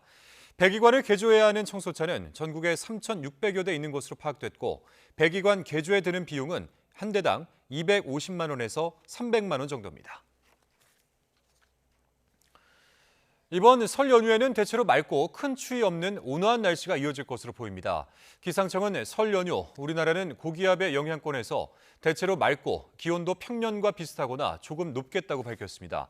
다만 설날 오후부터 다음날 아침까지 충청과 호남, 제주도 등 서쪽 일부 지역에는 비나 눈이 내릴 것으로 보여 주의가 필요합니다. 올해는 개나리, 진달래와 같은 봄꽃을 평년보다 최대 일주일가량 일찍 볼 수 있을 전망입니다. 민간 기상업체 K웨더는 봄꽃 개화에 영향을 주는 2, 3월 기온이 예년보다 높아 봄꽃이 평년보다 3일에서 7일 빠르게 필 것으로 보인다고 밝혔습니다.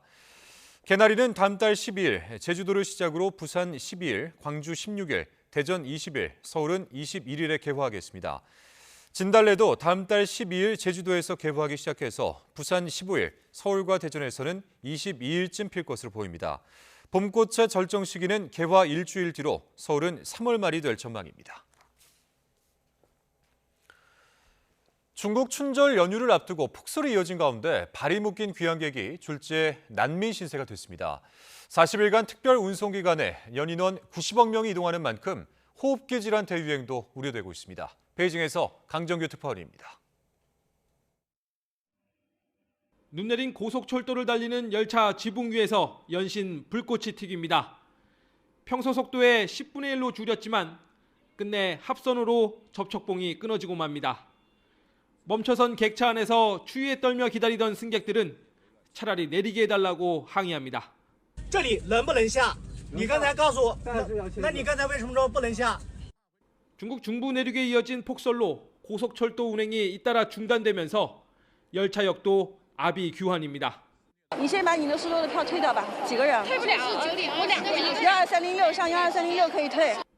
얼마나 오랫동안 꿈쩍도 못했는지 고속도로와 차량에 눈이 소복이 쌓였습니다. 3天3夜了，高速上面现在唯一的就是饿啊，想上厕所啊。 빨간색으로 변한 내비게이션 13km를 가는데 5시간이 걸린다고 나옵니다. 졸지에 난민 신세가 된 귀향객들을 위해 주변 마을 사람들이 음식을 가져와 나눠줍니다. 这个咱们当地老乡是吧？免费的哈，感谢感谢感谢感谢，好好感谢感谢感谢。 하늘길 역시 결항과 지연이 속출하긴 마찬가지. 기다리다 지친 승객들은 실신해버리기도 합니다. 天河机场客户已经这样。 2008년 춘절 때도 겪어봤던 폭설이라 나름 대비를 했다지만 이번에도 대란을 막진 못했습니다. 누적 90억 명, 사상 최다 인구 이동을 앞두고 코로나19와 독감 확산주의보도 발령됐습니다. 베이징에서 YTN 강정규입니다. 일본 집권 여당의 비자금 스캔들로 직격탄을 맞은 기시다 정부에서 주요 강요들이 통일교 측과 잇따라 접촉한 사실이 새로 확인됐습니다.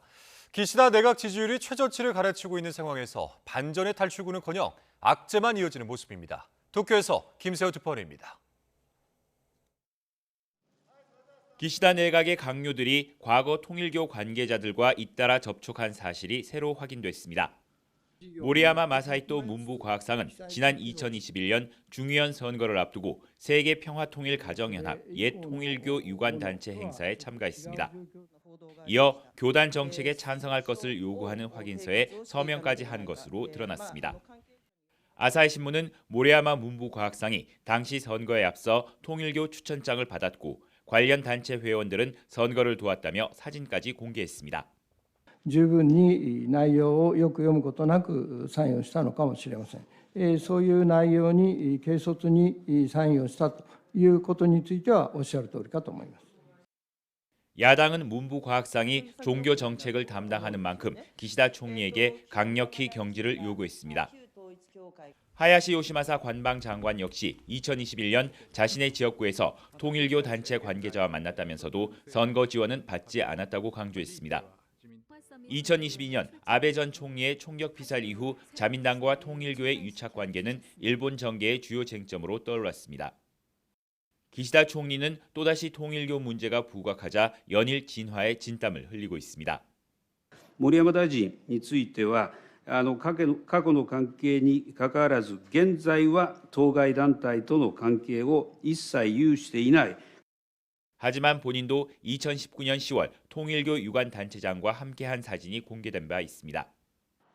집권 자민당이 비자금 스캔들로 휘청이는 가운데 기시다 내각 지지율은 4개월째 퇴진 위기 수준인 20%대에서 좀처럼 벗어나지 못하고 있습니다. 기시다 총리가 정치 쇄신안에 안간 힘을 쏟고 있지만 강요들의 통일교 연루 의혹은 이러한 노력에 찬물을 끼얹는 모양새입니다. 도쿄에서 YTN 김세호입니다. 기후위기에 대비해서 유럽연합 집행위원회가 2040년까지 온실가스 배출량을 90%까지 줄일 것을 권고했습니다. 하지만 농업 분야는 제외시켜서 농민들의 격렬한 트랙터 시위에 백기를 들었다는 지적입니다. 최영주 기자입니다.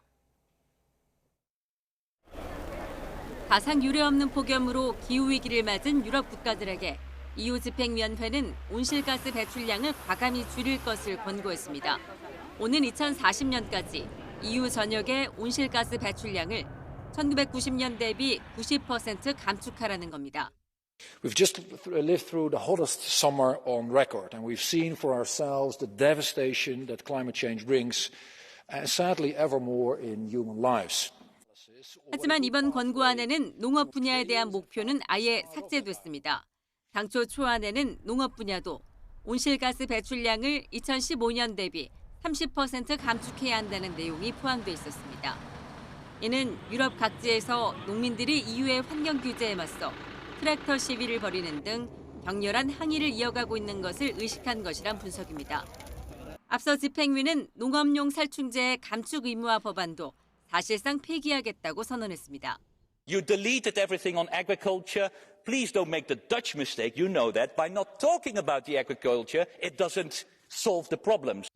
집행위가 농민들을 달랠 유화책을 잇따라 내놓은 것은 오는 6월 유럽의회 선거를 앞둔 상황과도 무관하지 않다는 분석입니다. 유럽 각국에서 농민 지지를 등에 업은 이른바 극우 돌풍이 유럽의회 선거에도 영향을 줄 수 있기 때문입니다. 2040년까지 온실가스 90% 감축이라는 목표가 확정되기까지 정치적 논쟁이 예상되는 가운데 최종 목표 설정은 오는 6월 EU 선거 이후 구성될 새로운 이유위원회와 의회에 달려 있다고 로이터는 전했습니다. YTN 최영주입니다. 미국 캘리포니아주 로스앤젤레스 일대에 사흘째 폭우가 쏟아져 곳곳에서 산사태와 정전, 급류 휩쓸림 사고가 이어졌습니다. LA시 당국에 따르면 현지 시간 6일 지금까지 시내에서 모두 383건의 산사태가 보고돼 일부 지역은 강제 대피령이 내려지고 도로가 폐쇄됐습니다. 또 35채의 건물이 산사태의 영향으로 점검이 필요한 상태가 됐고 건물 7채는 출입이 금지됐습니다. 이와 함께 한인타운과 브렌트우드를 중심으로 상업시설을 포함해서 7,011가구가 정전 피해를 입었습니다.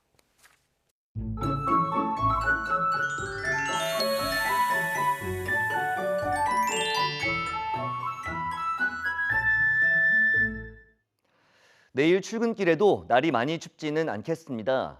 서울 아침 기온이 영하 2도로 오늘보다는 조금 낮아지지만 여전히 예년 기온을 웃돌며 큰 추위 없겠고 낮 기온은 6도로 오늘보다 또 예년보다 3도가량 높아지며 비교적 온화하겠습니다.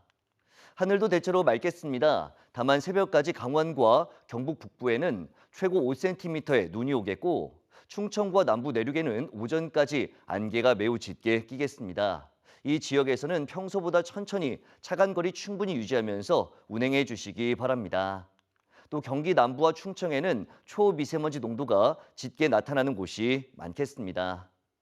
내일 아침 기온은 서울 영하 2도, 대전 영하 4도, 광주 영하 2도, 부산 2도로 예년보다 조금 높겠습니다. 낮 기온은 서울 6도, 대전 7도, 광주 8도, 부산 11도로 예년보다 1도에서 3도가량 높겠습니다. 설 연휴에도 큰 추위는 없겠지만 설 당일 오후에 서쪽 지방을 중심으로 비나 눈이 내릴 전망입니다. 날씨 정보였습니다. 수요일 뉴스라이트 마치겠습니다. 함께해 주신 여러분 고맙습니다.